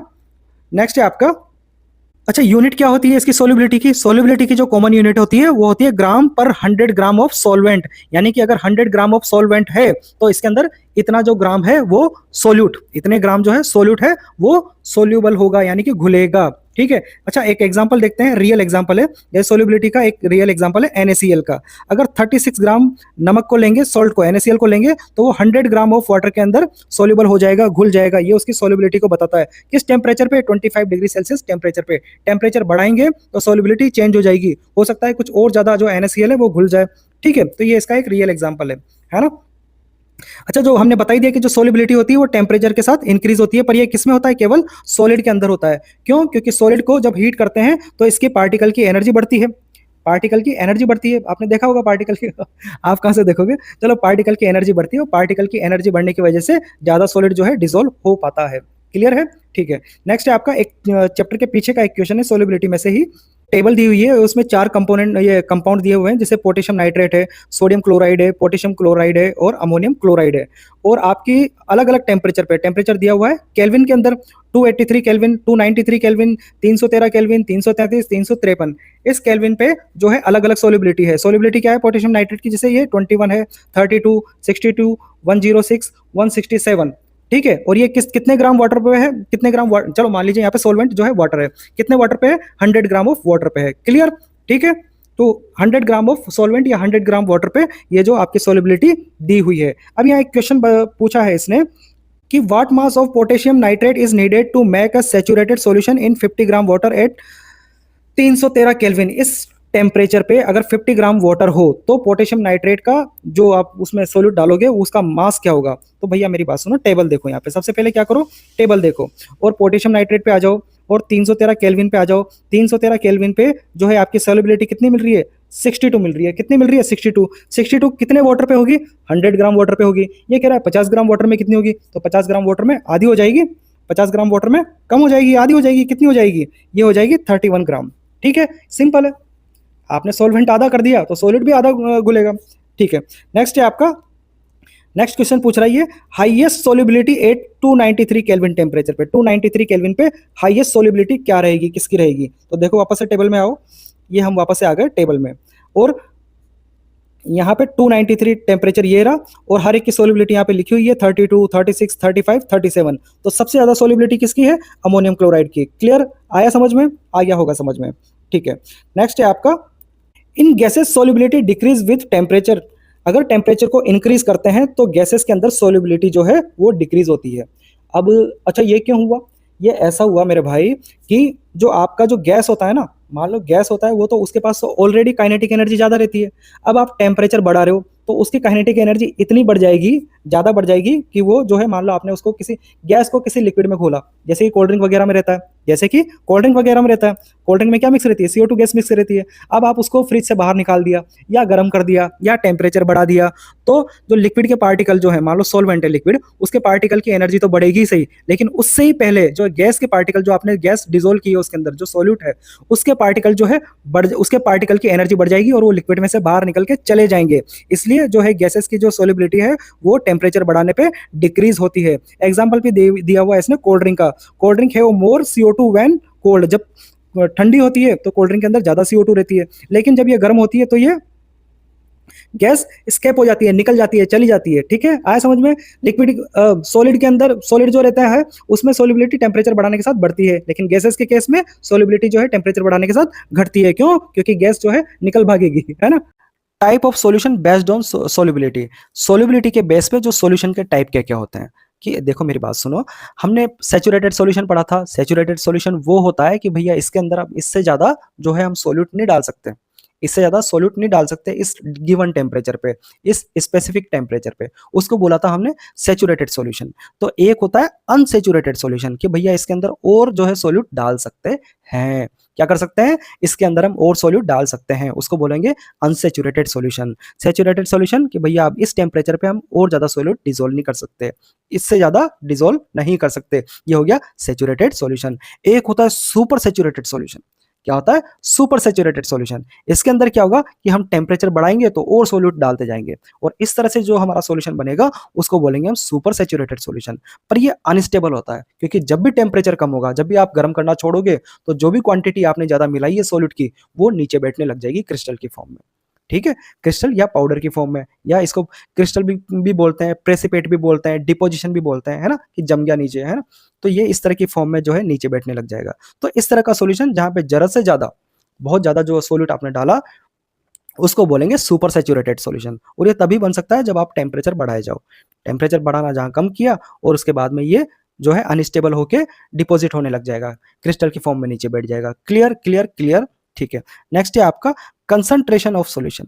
कंसंट्रेशन ऑफ सॉल्यूशन से क्या मतलब है? देखो आपने क्या किया, एक गिलास वाटर है, एक गिलास वाटर है, उसके अंदर आपने आधा चम्मच शुगर को डाल दिया। ठीक है, एक दूसरा गिलास आपने लिया, उसके अंदर आपने 1 चम्मच शुगर को डाल दिया। पहले कितना डाला? आधा चम्मच। दूसरे में कितना डाला? 1 चम्मच। तो आप ये कह सकते हैं कि जो दूसरा वाला गिलास है उसमें जो है कंसंट्रेशन ज्यादा है, और पहले वाले गिलास के अंदर कंसंट्रेशन कम है। कंसंट्रेशन क्या बताता है? ये भी सोल्यूट की अमाउंट को ही बताता है। कंसंट्रेशन सोल्यूट की अमाउंट को ही बताता है। पर ये कहता है, ये यूं कहता है, इसकी कंसंट्रेशन कम है, इसकी कंसंट्रेशन ज्यादा है, यानी कि इसके अंदर सोल्यूट ज्यादा है, इसके अंदर सोल्यूट कम है, ऐसी बात करता है ये। अब आपने एक तीसरा गिलास लिया, उसके अंदर आपने 4-5 चम्मच जो है सोल्यूट डाल दिया। अब ये बिल्कुल बात नहीं कर रहा कि वो उसमें घुला है नहीं घुला है, उसकी बात नहीं कर रहा, सोल्यूबल होने की बात नहीं कर रहा ये तो कह रहा है कि किसमें ज्यादा है, किसमें सोल्यूट का अमाउंट ज्यादा है, उस बात को बताता ही है। अब जिसमें 5 चम्मच ज्यादा है उसको बोलेगा कि ये कंसंट्रेटेड सॉल्यूशन है। ये क्या है? कंसंट्रेटेड सॉल्यूशन है। और जिसमें कम अमाउंट होगा सोल्यूट का, उसको ये बोलेगा डाइल्यूट सॉल्यूशन। क्या बोलेगा? Dilute solution. ये सिर्फ क्वांटिटी को बताता है, कम या ज्यादा के रूप में, कम या ज्यादा के रूप में। ठीक है, देखते हैं। The concentration of a solution is amount of solute present in a given amount of solvent। जो आपको given amount दिया है ना solvent का, उसमें जो present amount है solute का, उसको बताता है। कंसंट्रेशन जो है actual present amount of solute को बताता है। किसी सॉल्यूशन के अंदर एक्चुअल प्रेजेंट अमाउंट को बताता है कि भैया इसमें ये है। ये सोल्युबिलिटी की बात ही नहीं करता, ये नहीं करता कि ये घुल पाएगा या नहीं घुल पाएगा, ये घुला है या नहीं घुला, उसकी बात नहीं करता। ये यूं कहता है इसमें कम है, इसमें ज्यादा है, इसमें कम है, इसमें ज्यादा है। और सॉल्वेंट का जो है मामला फिक्स है, मान लो सॉल्वेंट का मामला फिक्स है, तो फिर ये क्या कहेगा कि भैया ये इसके अंदर आपने जो सोल्यूट डाला है वो तो कम था, और इसके अंदर इस फिक्स सॉल्वेंट के अंदर जो डाला है, इसमें 3 चम्मच डाल दिया आपने, तो ये ज्यादा है। तो ये कम या ज्यादा की बात करता है। ठीक है, जैसा देखेंगे, जैसे कि ये आप ये पिक्चर देखो, अब इसमें जो सोल्यूट डाला ना, इसके पार्टिकल कम है, यानी कि सोल्यूट कम डाला होगा, इसमें आधा चम्मच ही शुगर डाली होगी। ठीक है, और ये दूसरा देखो, इसके अंदर बहुत ज्यादा पार्टिकल है सोल्यूट के। ठीक है, इसके अंदर 2-3 चम्मच जो है शुगर की डाली होगी, ऐसा मान रहे हैं हम। तो जिसके अंदर कम है उसको बोलेंगे डाइल्यूट सॉल्यूशन, जिसके अंदर सोल्यूट की क्वांटिटी ज्यादा है उसको बोलेंगे कंसंट्रेटेड सॉल्यूशन। तो ये दो बात ही करता है, concentration of solution, dilute solution या कंसंट्रेटेड सॉल्यूशन। और कंसंट्रेट का मतलब होता है हिंदी में कि गाढ़ापन, कि किसके अंदर गाढ़ापन कम है। अब जिसके अंदर गाढ़ापन ज्यादा है, उससे भी ज्यादा गाढ़ापन वाली चीज ले आओगे तो ये बोलेंगे ना, ये वाला ज्यादा गाढ़ा है और ये वाला कम गाढ़ा है, ऐसा ही बोलेंगे ना। तो ये दो चीजों की बात करता है। आई बात समझ में कंसंट्रेशन ऑफ सॉल्यूशन? ठीक है। नेक्स्ट है आपका type of solution based on concentration. Concentration के बेस पे जो है ये डाइल्यूट सॉल्यूशन या कंसंट्रेटेड सॉल्यूशन होता है। जिसमें सॉलिड का अमाउंट कम होगा वो डाइल्यूट, जिसके अंदर ज्यादा होगा वो कंसंट्रेटेड। और ये रिलेटिव टर्म है। रिलेटिव टर्म का मतलब अगर और ज्यादा अमाउंट वाला सॉल्यूट वाला जो सॉल्यूशन यहाँ पे ले आओगे तो वो कंसंट्रेटेड सॉल्यूशन हो जाएगा। क्लियर, बहुत इजी है, कोई दिक्कत है नहीं इसमें। नेक्स्ट है आपका सोलिबिलिटी एंड कंसंट्रेशन जो है ना, ये दोनों जो है अमाउंट ऑफ सॉल्यूट को दिखाती है सॉल्यूशन में। क्या करती है, दोनों ही जो है सॉल्यूशन के अंदर अमाउंट ऑफ सॉल्यूट को दिखाती है। लेकिन सोलिबिलिटी एक फिक्स प्रॉपर्टी है कि भैया इससे इस सॉल्वेंट के अंदर इससे ज्यादा सॉल्यूट जो है नहीं डिसॉल्व हो पाएगा, तो जितना हो पा रहा है वो बोलेंगे सोलिबिलिटी, तो ये एक फिक्स प्रॉपर्टी होगी। लेकिन कंसंट्रेशन जो है वेरी करता है, ये कम हो सकता है, ज्यादा हो सकता है, सोलिबिलिटी के बराबर भी हो सकता है। ठीक है, आपने जितना सोलिबिलिटी में था उतना ही डाल दिया, तो वो इस तरह की चीजों को भी ये दिखाता है। आई बात समझ में, कंसंट्रेशन और सोलिबिलिटी में चक्कर तो निखाओगे, निखाना चाहिए, है ना। अच्छा, नेक्स्ट है आपका what happened when cooling a saturated और सुपर सैचुरेटेड सॉल्यूशन। अगर आप किसी सैचुरेटेड या सुपर सैचुरेटेड सॉल्यूशन को जो है कूलिंग करते हो, ठंडा करते हो, तो क्या होगा। अच्छा, गर्म कर रहे थे तो क्या होता, क्या जब गर्म कर रहे थे तब क्या हो रहा था, तब जो है मिक्स होता जा रहा था, तब जो है मिक्स होता जा रहा था। तो यहाँ पे मिक्स नहीं होगा, उल्टा और नीचे बैठ जाएगा, जम जाएगा ना। कोई चीज ठंडा करने पे जम जाती है ना, तो ये जम जाएगा एक तरह से। तो जो एक्सेस सॉल्यूट है वो कम आउट हो जाएगा। कम आउट होने का मतलब ये नहीं कि भाई गिलास से बाहर निकल जाएगा, मतलब वो सॉल्यूशन में अलग से दिखने लग जाएगा। तो ये कम आउट हो जाएगा और सेटल एज क्रिस्टल, क्रिस्टल की फॉर्म में, डिपोजिशन की फॉर्म में या प्रेसिपिटेट की फॉर्म में जो है अलग से जो है सेटल हो जाएगा। ठीक है। नेक्स्ट है आपका अगर अनसेचुरेटेड सॉल्यूशन को ठंडा करोगे तो क्या होगा। तो भैया अनसेचुरेटेड सॉल्यूशन के अंदर तो कैपेसिटी ऑलरेडी थी, ऑलरेडी कैपेसिटी थी उसके अंदर तो और सॉल्यूट को डिसॉल्व करने की, तो इस पे कोई फर्क नहीं पड़ेगा। क्लियर, आया समझ में। नेक्स्ट है आपका ways to express the concentration of a solution. किसी सॉल्यूशन की जो कंसंट्रेशन निकालने के तरीके। अब ये 3 तरीके हैं इसके, और कंसंट्रेशन जो है वो परसेंटेज की फॉर्म में निकलेगी कि इस सॉल्यूशन के अंदर इतना परसेंट, इस सॉल्यूशन के अंदर इतना परसेंट, इस सॉल्यूशन के अंदर इतना परसेंट, किसका, सॉल्यूट का, किसका, सोल्यूट का। तो कैसे निकालेंगे वो, जैसे आप स्कूल में अपने मार्क्स की परसेंटेज निकालते हो ना, वैसे ही निकालेंगे। जैसे स्कूल में अपने मार्क्स की परसेंटेज निकालते हो, कैसे निकालते हो। मान लीजिए किसी सब्जेक्ट में आपको 75 मार्क्स आए, किसी सब्जेक्ट में आपको 75 मार्क्स आए, कितने में से, 100 में से आए। 100 में से आए तो आप क्या करोगे, परसेंटेज निकालने के लिए 100 से मल्टीप्लाई कर दोगे और ये आ जाएगा आपके 75 परसेंटेज, कि इतना परसेंट मेरे मार्क्स आए। तो सेम इसी तरह से जो सोल्यूट की परसेंटेज जो है आप यहाँ पे निकालोगे। कैसे निकालेंगे, बिल्कुल आसान तरीका है। तो पहला है इसका मास बाय मास परसेंट। इसमें क्या करोगे, ऊपर तो लिख दोगे मास, किसका मास, सोल्यूट का मास। अब यहाँ मास से क्या मतलब है, पता है ना, मास का मतलब ग्राम किलोग्राम, यही तो मास होता है। ठीक है, नीचे लिख दोगे आप सॉल्यूशन का मास। अब सॉल्यूशन का मास कहाँ से आएगा, जो सोल्यूट का मास होगा उसके अंदर अगर आप सॉल्वेंट का मास जोड़ दोगे तो वही आपका सॉल्यूशन का मास हो जाएगा। क्योंकि सॉल्यूशन क्या होता है, सोल्यूट प्लस सॉल्वेंट, यही तो सॉल्यूशन होता है। तो दोनों के मास यहाँ लिख दोगे, 100 से मल्टीप्लाई कर दोगे तो आपका ये मास बाय मास परसेंटेज आ जाएगा। किसका, कंसंट्रेशन आ जाएगी, किसकी, सोल्यूट की कंसंट्रेशन आ जाएगी आपकी। ठीक है, तो जैसे करो, यहाँ पे एक एग्जांपल दिया हुआ है, 100 ग्राम शुगर दिया हुआ है जो कि सॉल्यूट है, 90 ग्राम जो वाटर दिया हुआ है ये कि सॉल्वेंट है। अब मास ऑफ सॉल्यूशन कितना हो जाएगा, दोनों को प्लस कर दो, 10 प्लस 90 100 ग्राम हो गया, तो ये हो गया मास ऑफ सॉल्यूशन। ऊपर 10 लिखा, नीचे 100 लिखा, इनटू 100 कर दिया तो आपका आ गया 10 परसेंटेज। ये आ गया आपका मास बाय मास परसेंटेज, ऊपर भी मास नीचे भी मास। क्लियर, बिल्कुल आसान है। नेक्स्ट तरीका है आपका जो है मास बाय वॉल्यूम परसेंटेज। अब इसमें क्या होता है, एक चीज तो मास में दी हुई होती है, यानी कि ग्राम या किलोग्राम में दी जा सकती है, जैसे कि सॉल्यूट है जो मास में दे दिया।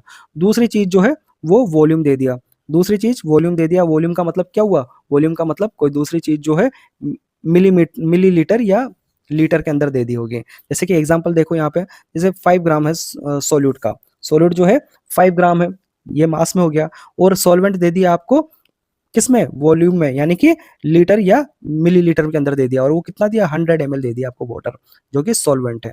अब मेरी बात सुनो यहाँ पे, अब 5 ग्राम को जो कि सोल्यूट है और 100 ml को जो कि सॉल्वेंट है, दोनों को प्लस करेंगे तो आपका सॉल्यूशन आ जाएगा, है ना। सोल्यूट को सॉल्वेंट में प्लस करते हैं तो सॉल्यूशन आ जाता है। लेकिन ग्राम को मिलीग्राम में तो प्लस कर ही नहीं सकते, दोनों अलग अलग यूनिट है, दोनों अलग अलग यूनिट है। और मेरी बात सुनो कि अगर आपने कोई किसी लिक्विड के अंदर कोई थोड़ा सॉल्यूट या सॉलिड जैसे घोलते हैं तो उससे लिक्विड का जो वॉल्यूम है वो थोड़ी बढ़ता है। आपने पहले चैप्टर में देखा था ना, आप किसी थोड़ी सी शक्कर को किसी वाटर के अंदर घोलोगे तो वॉल्यूम थोड़ी बढ़ेगा। अगर मान लो आपका वॉल्यूम बढ़ता है सपोज करो आपको वॉल्यूम बढ़ता है, तो वो बढ़ा हुआ वॉल्यूम यहाँ पे देगा। लेकिन अगर वो कोई बढ़ा हुआ वॉल्यूम नहीं दे रहा, आपको सिर्फ सॉल्वेंट का जैसे वॉल्यूम दे रहा है, तो आपको जो यहाँ पे वॉल्यूम ऑफ सॉल्यूशन है ना, यहाँ पे इसी को लिख देना है। प्लस करने की गलती मत करना, क्योंकि दोनों यूनिट अलग अलग है। वो ग्राम में है मेरे भाई, ये मिलीलीटर में है, जो कि आपस में प्लस होंगे ही नहीं।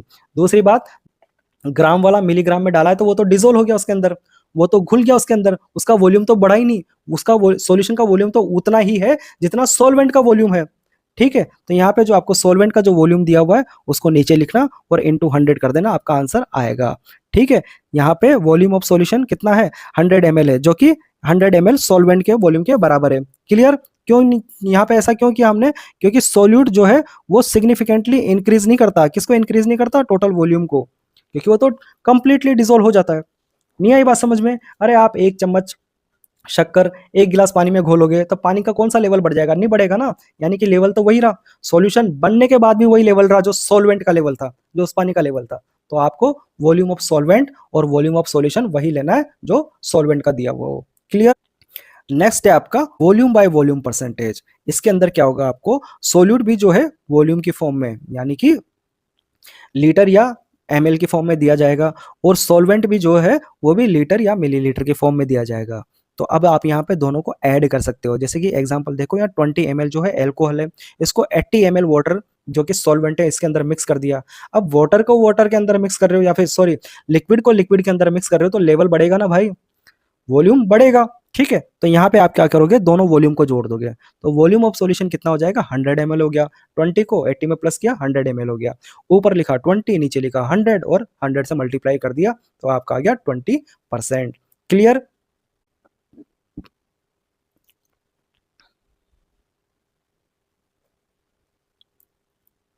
तो ये तीनों तरीके आपके हो गए, mass by mass percentage, mass by volume, और वॉल्यूम बाय वॉल्यूम परसेंटेज। कुछ नहीं है, जैसे स्कूल में मार्क्स, आपके मार्क्स की जो परसेंटेज निकालते हैं वैसे ही निकालना है। अब एक एग्जांपल देखेंगे तो और अच्छे से समझ में आएगा। ये आपकी बुक का एग्जांपल है। एक सॉल्यूशन है जो कि 40 ग्राम है।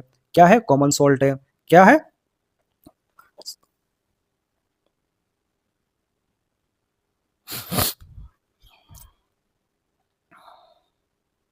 एक एग्जांपल देखेंगे इसका, कि a solution contain 40 gram of common salt in 320 gram of water. 320 gram water के अंदर 40 ग्राम जो है कॉमन सॉल्ट है किसी सॉल्यूशन में। अब आपको कैलकुलेट करना है percentage in term of mass by mass percentage. क्या करना है? मास बाय मास परसेंटेज के टर्म में आपको कंसंट्रेशन जो है कैलकुलेट करनी है। तो आपका मास ऑफ सॉल्यूट कितना हो गया? 40 ग्राम। आपका मास ऑफ सॉल्वेंट कितना हो गया? 320 ग्राम। तो मास ऑफ सॉल्यूशन निकालेंगे पहले, तो आप मास ऑफ सॉल्यूशन आ जाएगा, आपको सोल्यूट और सॉल्वेंट को प्लस कर देना है। 40 ग्राम प्लस 320 ग्राम, 360 ग्राम। क्लियर? 360 ग्राम हो गया। ये आपका किसका मास आ गया? ये आ गया आपका सॉल्यूशन का मास। और ऊपर लिख दोगे सोल्यूट का मास, नीचे लिख दोगे सॉल्यूशन का मास जो है 360, ऊपर है 40, इंटू कर दोगे 100, आपका आ गया 11.1%।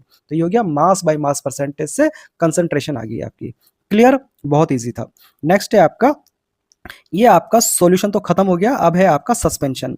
सॉल्यूशन, कोलॉइड और सस्पेंशन, ये हमको पढ़ने थे। सॉल्यूशन हमने पढ़ लिया, अभी हम सस्पेंशन पढ़ रहे हैं, इसके बाद हम पढ़ेंगे कोलॉइड। तो पहले सस्पेंशन पढ़ लेते हैं, कुछ नहीं है इसमें, बहुत आसान है। तो सस्पेंशन जो है हेट्रोजीनियस मिक्सचर होता है, और इसके जो पार्टिकल होते हैं वो डिसॉल्व नहीं होते। जैसे कि आप एक गिलास पानी है, इसके अंदर आपने कोई चौक का पाउडर मिला दिया, वो डिसॉल्व नहीं होगा। शुगर मिलाओगे डिसॉल्व होगा, वो सॉल्यूशन का एग्जांपल है। चौक का पाउडर मिलाया, डिसॉल्व नहीं हुआ। या फिर जैसे पिसी मिर्ची होती है ना, पिसी मिर्ची मिला दो तो अलग से उसके पिसी मिर्ची के पार्टिकल दिखते हैं ना, है ना, वो दिखते हैं कि भैया दाने दाने ये पिसी मिर्ची है। तो इसी तरह का जो है सस्पेंशन है ये होता है। अब आप इसका कॉमन एग्जांपल है कि भैया रेत मिला दो पानी के अंदर, वो भी जो है सस्पेंशन का एग्जांपल है। तो जो है इसके पार्टिकल जो है डिसॉल्व नहीं होते, और थ्रू आउट लिक्विड के अंदर सस्पेंड रहते हैं, अलग से दिखाई देते हैं, है ना। ठीक है, और जो इसके पार्टिकल है उसको नेक डाई से भी हम जो है देख सकते हैं। तो ये सस्पेंशन है, इसमें कुछ ज्यादा है नहीं, और ये टाइम के साथ धीरे थोड़ी देर बाद नीचे जो है सेटल हो जाते हैं। सॉलिड आपने मिलाया और थोड़ी देर बाद जो है सेटल हो जाएंगे, नीचे बैठ जाएंगे। पार्टिकल बड़े होते हैं ना, इसके बड़े होते हैं तो इसमें वजन होता है काफी, तो ये पार्टिकल जो है ग्रेविटी की वजह से नीचे बैठ जाते हैं। नेक्स्ट है आपका प्रॉपर्टीज ऑफ, या प्रॉपर्टीज ऑफ सस्पेंशन, या फिर इसके फीचर। फीचर और प्रॉपर्टीज सब आपने देखा हुआ, ये घूम फिर के वही चीजें आएंगी कि ये नॉट यूनिफॉर्म होता है, हेट्रोजीनियस मिक्सचर होता है, पार्टिकल इसके काफी बड़े होते हैं, है ना। 1000 नैनोमीटर यानी कि 10 की पावर -6 मीटर से बड़े पार्टिकल होते हैं, नेक डाई से विजिबल होते हैं। टिंडल इफेक्ट, ये शो करता है, पर कब शो करता है? जब इसके छोटे पार्टिकल होते हैं और वो भी जब फ्रेशली मिक्स किया हो, शुरू में मिलाया हो। लेकिन पार्टिकल जब इसके सेटल डाउन हो जाएँगे तो ये Tyndall effect do not show, Tyndall effect को शो नहीं करेगा। पार्टिकल क्यों सेटल हो जाते हैं? ग्रेविटी की वजह से सेटल हो जाते हैं। इसको सेपरेट कर सकते हैं फिल्ट्रेशन यानी कि छान के इसको सेपरेट कर सकते हैं। सेडिमेंटेशन यानी थोड़ी देर के लिए छोड़ दो, बैठ जाएँगे पार्टिकल, इस तरह से इसको जो है सेपरेट किया जा सकता है। क्लियर? तो ये थोड़ा-सा ही था इसमें, कुछ है नहीं ज़्यादा इसमें। नेक्स्ट है इसमें कोलॉइड या फिर इसको बोलते हैं हम कोलॉइडल सॉल्यूशन, बहुत इंपॉर्टेंट है, बहुत सारे क्वेश्चन यहाँ से आते हैं। तो ये भी जो है भाई साहब हेटेरोजेनियस मिक्सचर होते हैं। कैसे मिक्सचर होते हैं? हेटेरोजेनियस मिक्सचर होते हैं। इसके जो पार्टिकल है वो सॉल्यूशन से बड़े होते हैं, लार्जर होते हैं सॉल्यूशन से, बट स्मॉलर सस्पेंशन, सस्पेंशन के जो पार्टिकल है उनसे छोटे होते हैं। कोलॉइडल सॉल्यूशन है, इसमें क्या है भी 2 कंपोनेंट होते हैं। 2 कंपोनेंट कैसे? कंपोनेंट का मतलब क्या है यहाँ पे? जैसे कि सॉल्यूशन के अंदर एक सोल्यूट था और एक सॉल्वेंट था, तो इसी तरह यहाँ पे जो सोल्यूट होता है वो उसको क्या बोलते हैं? Dispersed phase. क्या बोलते हैं? जो सोल्यूट टाइप होता है उसको बोलते हैं डिस्पर्स्ड फेज। जो सॉल्वेंट टाइप होता है, जो वहाँ पे सॉल्यूशन में सॉल्वेंट था, उसको यहाँ पे क्या बोलेंगे? Dispersion medium. तो इसको हम डीपी और डीएम भी बोलते हैं, नॉर्मली ऐसे बच्चे बोलते हैं, हम भी बोलते हैं, आप भी बोलना, ठीक है? अच्छा, इसमें एक चीज़ ये और है, ये बच्चे कभी-कभी ये समझ जाते हैं कि जैसे कोई सॉल्यूट होता है, तो सॉल्वेंट में मिला रहे हो तो एक ही सोल एक ही सॉल्वेंट मिलाएँ, ऐसा नहीं है, आप 2-3 सॉल्वेंट भी मिला सकते हो, वो भी मिक्सचर बनाएगा। लेकिन कंडीशन पूरा करना चाहिए, सॉल्यूशन की क्या-क्या कंडीशन है, वो कंडीशन पूरा करना चाहिए कि भाई थ्रू आउट होना चाहिए, यूनिफ़ॉर्म होना चाहिए, वो सब सॉल्यूशन की कंडीशन है, तो उनको पूरा करना चाहिए। तो एक से ज़्यादा सॉल्यूट भी मिलाए जा सकते हैं, इसी तरह एक से ज़्यादा डिस्पर्स्ड फेज़ भी मिलाई जा सकती है, ठीक है? तो ये समझ में आ गया आपको डिस्पर्ज फेज। कंफ्यूज होते हैं बच्चे इसमें कि डिस्पर्ज फेज क्या होता है और डिस्पर्ज मीडियम क्या होता है, बिल्कुल मत भूलना। आधे बच्चे क्या करते हैं, जहाँ डिस्पर्ज फेज लिखना होता है वहाँ डिस्पर्ज मीडियम कर देते हैं, तो ये गलती मत करना क्योंकि होती है गलती। नेक्स्ट है इसमें कि ये कोलॉइड जो है मस्त मस्त मस्त टिंडल इफेक्ट शो करते हैं। ये सॉल्यूशन है, सॉल्यूशन के पार्टिकल तो इतने छोटे होते हैं कि वो पार्टिकल जो है लाइट को स्कैटर ही नहीं कर पाते, या करते होंगे तो हमको नेक्ड आई से दिखते नहीं होंगे। तो लाइट अगर स्कैटर नहीं होगी तो हमको सॉल्यूशन में से पास होती हुई दिखेगी भी नहीं, ठीक है? लेकिन कोलॉइड के पार्टिकल इतने बड़े होते हैं कि आराम से लाइट की जो बीम होती है ना उसको स्कैटर करते हैं और हमको वो लाइट जो है कोलॉइड के सॉल्यूशन में से पास होती हुई दिखती है। आई बात समझ में? कोलॉइड में से पास होती हुई दिखती है। तो ये मस्त टिंडल इफेक्ट जो है शो करते हैं। फीचर देखेंगे इसके कि फीचर क्या-क्या है। फीचर हमने पहले ही पढ़े हुए हैं, जानबूझ के पढ़े हुए हैं, इसलिए पढ़े हुए हैं ताकि बाद में आपको दिक्कत नहीं आए, कंपैरिज़न करने में दिक्कत नहीं आए। तो ये लुक्स यूनिफ़ॉर्म दिखते हैं लेकिन हेटेरोजेनियस होते हैं। यूनिफ़ॉर्म तो दिखते हैं सॉल्यूशन की तरह पर हेटेरोजेनियस होते हैं। इनका जो पार्टिकल साइज़ है 10 पावर -9 से 10 की पावर -6 के बीच में होता है। पार्टिकल जो है नेक्ड आई से विज़िबल नहीं होते हैं। सॉल्यूशन के पार्टिकल भी नेक्ड आई से विज़िबल नहीं होते हैं। शो टिंडल इफेक्ट, ये टिंडल इफेक्ट शो करते हैं और मस्त शो करते हैं, पार्टिकल जो है लाइट की बीम को स्कैटर कर देते हैं। Can not be separated by filtering, यानी कि इसको छान के जो है, छान के इसको सेपरेट नहीं कर सकते, लेकिन एक प्रोसेस होता है स्पिनिंग या सेंट्रीफ्यूगेशन, उसकी मदद से इसके पार्टिकल को अलग कर सकते हैं। दूध वाले इसका इस जो है इसके लिए मशीन होती है दूध वालों के पास। दूध जो है, मिल्क जो होता है वो भी कोलॉइड का एक एग्ज़ाम्पल होता है। तो उनको अगर क्रीम निकालनी होती है ना तो वो दूध को बहुत तेज़ किसी कोई मशीन आती है उनकी सेंट्रीफ्यूगेशन करने के लिए, उस मशीन के अंदर डाल देते हैं और उसके अंदर से क्रीम के जो पार्टिकल अलग हो जाते हैं, ठीक है? अच्छा, कैसे काम करती है? जो वॉशिंग मशीन होती है, वॉशिंग मशीन का जो ड्रायर होता है जिसमें कपड़े सूखते हैं ना, तो वो क्या करता है उसमें कपड़े भर देते हैं हम। कपड़े भर देते हैं और वो मशीन जो है उसका ड्रम जो है बहुत तेज़ घूमता है और घूमने से जो वाटर के जो पार्टिकल हैं या वाटर के जो ड्रॉपलेट्स हैं, बूँदें हैं, वो बाहर छिटक के निकल जाती है और कपड़ों को ऐसा कि भाई कपड़े सूख गए हैं। तो यानी कोई चीज़ जो बहुत तेज़ घूम रही हो, उसमें रख देने से जो इसके पार्टिकल है वो दूर-दूर हो जाते हैं। इसी को बोलते हैं स्पिनिंग या सेंट्रीफ्यूगेशन। क्लियर? नेक्स्ट है आपका टाइप ऑफ कोलॉइड। अब ये बहुत-बहुत सिर खपाऊ है, बहुत-बहुत इम्पोर्टेंट भी है, बहुत-बहुत मज़ेदार भी है। अच्छा, मेरी एक बात सुनो आप, जो आपका सोल्यूट होता है या फिर यूँ कह दो कि डिस्पर्ज्ड फेज़ है यहाँ पे, है ना? और आपका जो सॉल्वेंट होता है, यहाँ पे डिस्पर्जन मीडियम होता है। तो जो चाहे सोल्यूट हो, चाहे डिस्पर्स्ड फेज़ हो, चाहे सॉल्वेंट हो, चाहे डिस्पर्जन मीडियम हो, ये कोई भी फेज़ हो सकती है। सॉलिड भी हो सकते हैं, लिक्विड भी हो सकते हैं और गैस भी हो सकते हैं। हम बार-बार जो है सॉल्ट और वाटर का एग्ज़ाम्पल पढ़ते हैं तो हमारे दिमाग में ये बैठ जाता है कि जो सोल्यूट है वो तो सॉलिड होगा, जो सॉल्वेंट है वो तो लिक्विड होगा, पर ऐसा नहीं है। ये कैसे भी हो सकते हैं, ये सॉलिड भी हो सकते हैं, लिक्विड भी हो सकते हैं, गैस भी हो सकते हैं। ठीक है? तो यहाँ पे ये चीज़ें आएगी। जैसे कि एक होता है सोल। अब ये सॉलिड तो इसमें डिस्पर्स्ड फेज़ होती है, किसमें? लिक्विड में। तो लिक्विड क्या हो गया यहाँ पे, लिक्विड हो गया डिस्पर्जन मीडियम, और इसका एक एग्जांपल है पेंट। तो सॉलिड का लिक्विड में एग्जांपल ध्यान रखना, इसको क्या बोलेंगे, सोल बोलेंगे, टाइप, इसके टाइप याद रखना, क्या बोलेंगे इसको, सोल। अगर गैस जो है, गैस आपका जो है डिस्पर्स फेज है और वो डिस्पर्जन मीडियम यहाँ पे लिक्विड है, क्या, डिस्पर्जन मीडियम यहाँ पे लिक्विड है, तो इस तरह के उसको क्या क्या टाइप बोलेंगे, इसको बोलेंगे फोम, क्या बोलेंगे, फोम, और इसका एग्जांपल है शेविंग क्रीम। इसी तरह से कोई लिक्विड या सॉलिड है और वो किसी गैस के अंदर मिक्स है, तो उसको क्या टाइप बोलेंगे, एरोसोल बोलेंगे इसको, और उसका एग्जांपल है फोग या स्मोक। क्या है, फोग या स्मोक, फोग जम जाता है ना, कोहरा छा जाता है, उसको बोलते हैं फोग। स्मोक आप जानते ही हो, सबको डिटेल में ही पढ़ेंगे, परेशान नहीं होना। एक होता है लिक्विड का लिक्विड में, लिक्विड जो है डिस्पर्जन, सॉरी डिस्पर्ज फेज है और डिस्पर्जन मीडियम क्या है, लिक्विड, तो इस टाइप को क्या बोलेंगे, इमल्शन। इसका एग्जांपल है मिल्क, मिल्क के अंदर डिस्पर्ज फेज क्या होती है, फैट या ऑयल ड्रॉप होती है, डिस्पर्जन मीडियम क्या होता है, वाटर होता है, तो ये वो लिक्विड का लिक्विड में एग्जांपल है, क्या बोलेंगे, इमल्सन, क्या बोलेंगे, इमल्सन, ठीक है। ध्यान रखना है, सिर खपा हुआ है पर कोई बात नहीं, इसको एक छोटी सी ट्रिक है उससे भी हम याद रखेंगे। और ट्रिक जो है, ट्रिक पे कभी भरोसा मत करना, कोई अगर बताता है ना कोई ट्रिक आपको, किसान को खेत में सोना मिला, ऐसी ट्रिक बना ली है ना, बना लेते हैं ना सेंटेंस वाली ट्रिक, उसको हमेशा भूलोगे, एग्जाम में तो कभी काम ही नहीं आएगी। कोई ट्रिक बनाओ तो अपनी खुद की बनाना, मैं कुछ बता रहा हूं तो उसको अपने तरह से उसको समझना, तब वो ट्रिक काम करती है, वरना कोई ट्रिक, पहली बात मैं ट्रिक बताता भी नहीं हूँ और यहाँ पे कोई ट्रिक है भी नहीं, बस एक तरीका है याद करने का, वो देख लो। बाकी जो भी ट्रिक बनाओ खुद की बनाना, दोस्त की बताई हुई ट्रिक पे भी भरोसा मत करना, एग्जाम में भूलोगे, लंबी लंबी ट्रिक तो कभी बताना ही, वो बनाना ही मत। आगे है इसमें, तो डिस्पर्ज फेज, अगर डिस्पर्ज फेज दे रखी है कि भाई लिक्विड सॉलिड गैस वगैरह जो भी है, डिस्पर्जन मीडियम भी दे रखा है आपका, लिक्विड सॉलिड गैस, तीनों में से कोई होगा, और उनके टाइप दे रखे हैं, लिक्विड और सॉलिड, लिक्विड और सॉलिड जो है अगर गैस के अंदर मिलते हैं तो उनको बोलते हैं एरोसोल, लिक्विड और सॉलिड जो है गैस के अंदर मिलते हैं तो इसको कौन सा टाइप बोलेंगे, इसको बोलेंगे एरोसोल। फिर है gas liquid solid, gas liquid solid अगर लिक्विड लिक्विड लिक्विड के अंदर मिलता है तो उसको बोलेंगे फोम इमल्सन सोल, क्या बोलेंगे, फोम इमल्सन सोल। तो यहां से ले लो FES, FES, gas liquid solid, अगर लिक्विड में है तो FES, एफ से फॉर्म, ई से इमल्सन, एस से सोल, ये टाइप हो गया, ये छोटी सी ट्रिक होगी। फिर है आपका फिर से गैस लिक्विड सॉलिड, और ये किस में जाएंगे, अगर सॉलिड के अंदर जाएंगे, गैस लिक्विड सॉलिड किस में जाएंगे, सॉलिड के अंदर जाएंगे, तो क्या बनेगा, फॉर्म जेल और सॉलिड सोल। तो फॉर्म जेल सॉलिड सोल में FGS, FGS इस तरह से याद रख सकते हो।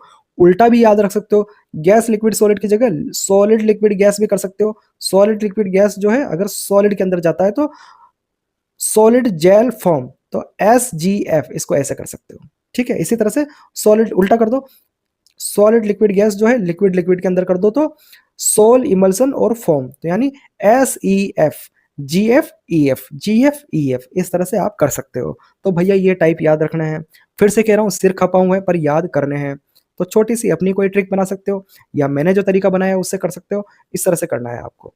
अच्छा है, गैस गैस में कोलोइड का कोई टाइप आपको नहीं मिलेगा, क्योंकि गैस गैस आपस में मिक्स हो जाती है तो वो ट्रू सॉल्यूशन बना लेती है, क्योंकि गैस के पार्टिकल वैसे ही बहुत छोटे होते हैं, है ना, तो वो किसकी रेंज में आ जाते हैं, सॉल्यूशन की रेंज में आ जाते हैं, तो इसलिए आपको यहाँ पे कोलोइड का कोई टाइप नहीं मिलेगा गैस गैस में, ठीक है। और ये इनके एग्जाम्पल है जो कि ध्यान रखने हैं, तो फिर से इनको पढ़ेंगे। अगर लिक्विड और सॉलिड गैस, लिक्विड और सॉलिड जो गैस में मिलते हैं तो ये एरोसोल बनाते हैं, और इसका एग्जाम्पल है लिक्विड और गैस का, जैसे फॉग है, क्लाउड है, मिस्ट है। फॉग जानते हो आप, क्लाउड जानते हो, मिस्ट क्या होता है, मिस्ट भी जो है फॉग ही होता है, कभी कभी जो कम फॉग होती है ना उसको मिस्ट ही बोलते हैं, है ना। सॉलिड गैस के अंदर मिलता है, एरोसोल बनाता है, इसका एग्जांपल जैसे स्मोक है। अब यहाँ पे समझ जाना, स्मोक है और सॉलिड, तो यहाँ पे सॉलिड के पार्टिकल क्या होंगे स्मोक के अंदर, स्मोक के अंदर सॉलिड के पार्टिकल।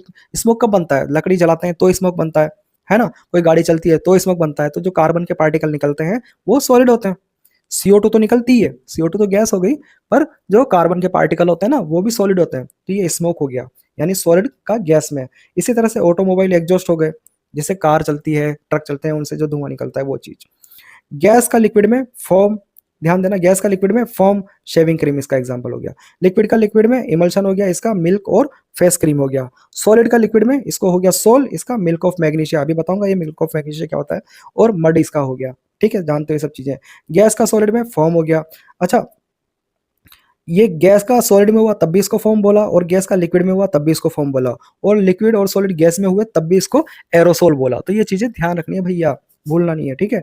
तो गैस का सॉलिड में गया तो फॉर्म, इसका एग्जांपल है फॉर्म है, रबड़ है, स्पंज है, ये पमिश है, पमिश को बताऊंगा मैं भी, है ना। लिक्विड अगर सॉलिड के अंदर जाता है तो जेल, जेल बहुत सारी चीज होती है, जेली है, चीज है, बटर है। सॉलिड अगर सॉलिड के अंदर गया तो सॉलिड सोल हो गया, और ये जो है इसका कलर्ड जेम स्टोन, जैसे कि अंगूठी वगैरह पहनते हैं ना, अंगूठी में नगीना होता है, सलमान खान ब्रेसलेट पहनता है नीले कलर का, उसमें जो वो लगा रहता है, तो ये सब क्या चीजें होती है, जेम स्टोन होते हैं। या मिल्की ग्लास, ये भी पत्थर टाइप के होते हैं। क्या जो बहुत सारी चीजें होती है ना, जिससे जैसे वो नकली ज्वेलरी बनती है जिसमें वो छोटे छोटे छोटे दाने लगे रहते हैं, है ना, तो ये सब चीजें ये होती है, ग्लास होती है या फिर स्टोन होता है, जेम स्टोन जिसको बोलते हैं। और एक है आपका एक स्मोक, तो आप जानते हो, एक होता है स्मोक। स्मोक क्या होता है, स्मोक और फॉग अगर मिल जाए, जैसे क्या होता है कि अगर जैसे कोहरा छा रहा है यानी कि फॉग है, और उस टाइम पे स्मोक अगर उसमें मिल जाता है तो उसको बोलते हैं स्मोक, ये भी एरोसोल होता है, और ये एक बार पूछा भी गया है। एक होता है मिल्क ऑफ मैग्नीशिया, अभी बताया था मैंने, तो मैग्नीशियम हाइड्रोक्साइड को बोलते हैं मिल्क ऑफ मैग्नीशिया। ठीक है। पमिश क्या होता है, पमिश जो होता है ये पत्थर होता है, लावा जो बनता है ना, वो वोल्केनो से लावा निकलता है, तो वो जो लावा होता है वो ठंडा हो जाता है, और उसके अंदर अगर एयर पॉकेट बन जाते हैं, एयर होल बन जाते हैं उसके अंदर, तो ये एक पत्थर बन जाता है, लेकिन ये बहुत लाइट वेट होता है क्योंकि इसके अंदर एयर पॉकेट या एयर होल होते हैं।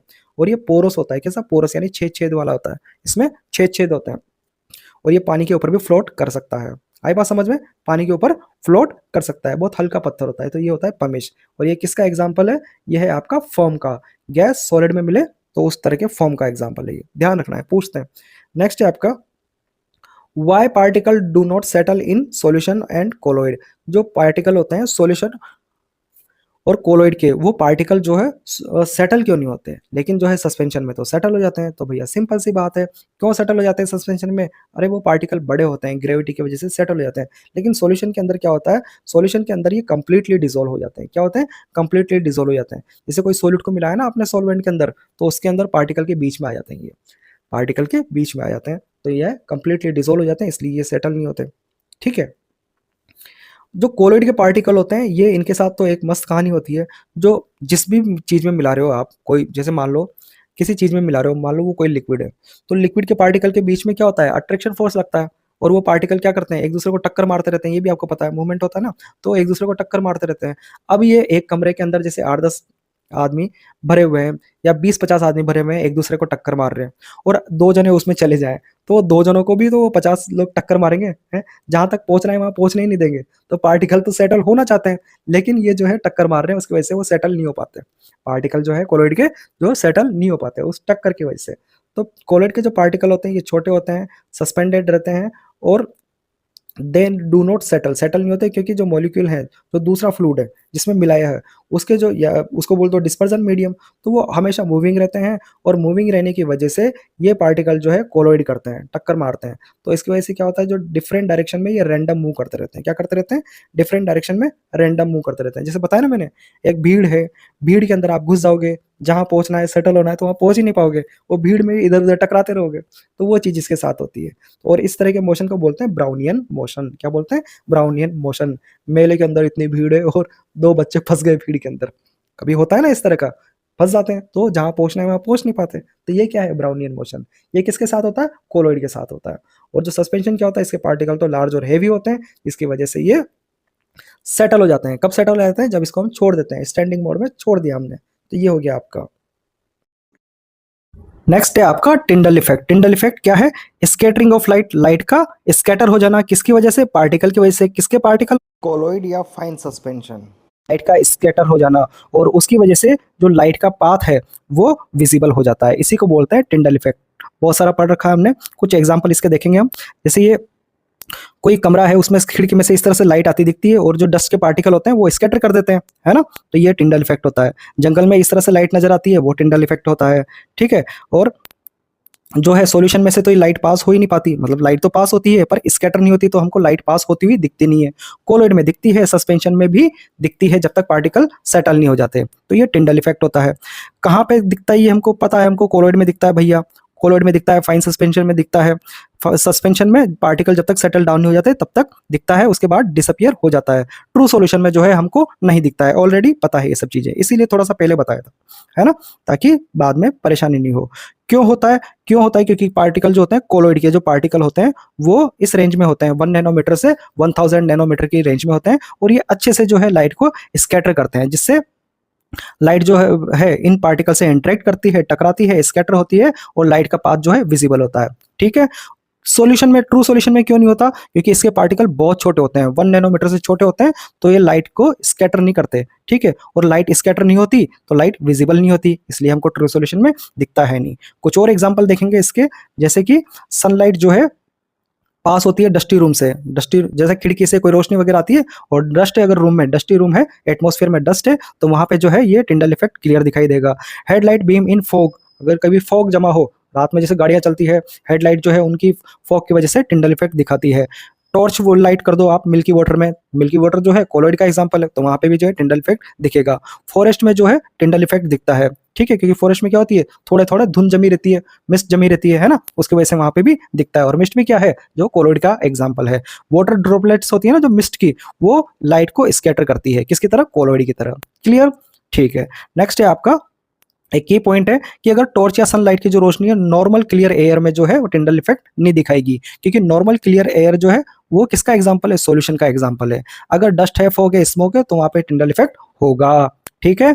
अब है नेक्स्ट आपका सब्सटेंस। प्योर सब्सटेंस क्या होता है, पढ़ रखा है हमने। अगर एक ही तरह के पार्टिकल हो, क्या एक तरह के एलिमेंट या कंपाउंड ये पार्टिकल हो, तो वो प्योर सब्सटेंस इसको बोलेंगे हम। लैंग्वेज देखते हैं थोड़ी। A substance is consider pure if it consist of only one type of particle, या तो एलिमेंट या कंपाउंड, तो जो है इसको प्योर सब्सटेंस बोलेंगे। और it has a uniform composition and fix properties. जो भी सब्सटेंस होगा प्योर सब्सटेंस, उसका एक यूनिफॉर्म कंपोजिशन होगा, एक जैसा होगा। अच्छा, यहाँ यूनिफॉर्म कंपोजिशन से क्या मतलब है, जैसे कि मान लो कोई कंपाउंड है H2O, तो जितने भी H2O के पार्टिकल होंगे यहाँ पे, ठीक है, कंपाउंड में जितने भी H2O के पार्टिकल होंगे, सबका क्या फॉर्मूला होगा, H2O, यानी कि हाइड्रोजन के 2 और ऑक्सीजन का 1। ठीक है। ऐसा नहीं कि कोई H3O होगा, H4O होगा, ऐसा नहीं होगा, सब क्या होंगे, H2O होंगे। तो इसका मतलब है कि ये क्या दर्शा रहे हैं, ये यूनिफॉर्म कंपोजिशन को शो कर रहे हैं। ठीक है। फिक्स प्रॉपर्टीज होगी, प्रॉपर्टीज भी प्योर सब्सटेंस की फिक्स होगी। जैसे वाटर का मेल्टिंग पॉइंट फिक्स होता है, बॉइलिंग पॉइंट फिक्स होता है, तो इसी तरह से उसकी जो प्रॉपर्टीज है वो फिक्स होती है। एग्जांपल हमने बहुत सारे देख रखे हैं, फिर भी देख लेते हैं। जैसे डिस्टिल्ड वाटर है, प्योर गोल्ड है। डिस्टिल्ड वाटर के लिए आप यहाँ इसने कि भाई वाटर के अंदर कोई मिलावट नहीं है। ठीक है। ऑक्सीजन ऑक्सीजन है, सॉल्ट है, तो ये इस तरह की चीजें हैं। सॉल्ट वाटर नहीं, सॉल्ट। ठीक है। Type of pure substance. अब प्योर सब्सटेंस जो है, एक तो एलिमेंट और कंपाउंड इसके अंदर हम पढ़ेंगे। क्या क्या पढ़ेंगे इसमें, एलिमेंट को अलग पढ़ेंगे और कंपाउंड को अलग पढ़ेंगे। तो एलिमेंट से क्या मतलब होता है, a pure substance that can not be broken into simpler substance, कि आप इसको सिंपल उसमें नहीं तोड़ सकते। जैसे वाटर होता है, मान लीजिए, समझना, वाटर क्या है, कंपाउंड है, एलिमेंट तो है नहीं, पर एलिमेंट से बना हुआ है, तो कंपाउंड को एलिमेंट में तोड़ा जा सकता है। वाटर के अंदर क्या होता है, हाइड्रोजन होती है, ऑक्सीजन होती है, तो उसको केमिकल प्रोसेस से आप तोड़ सकते हैं, अलग अलग कर सकते हैं। लेकिन अगर कोई एलिमेंट ही है, केवल एलिमेंट ही है, तो उसको आप नहीं तोड़ सकते। अब जो एलिमेंट है, इसको भी क्लासिफाइड किया है मेटल में, नॉन मेटल में और मेटलॉइड में। ये बहुत इंपॉर्टेंट है, इसको डिटेल में पढ़ेंगे, आराम से समझ में आ जाएगा। तो मेटल कौन कौन से होते हैं, जो पीरियोडिक टेबल में देख रखा है ना आपने, पीरियोडिक टेबल होती है हाइड्रोजन, हीलियम, तो उसी में से 100 प्लस होते हैं वो एलिमेंट, उसी में से जो 91 है वो मेटल है। ठीक है। और उसी में से मेटलॉइड भी हैं, उसी में से अलग अलग नॉन मेटल भी हैं। तो सबसे पहले मेटल और इसकी प्रॉपर्टीज देखेंगे।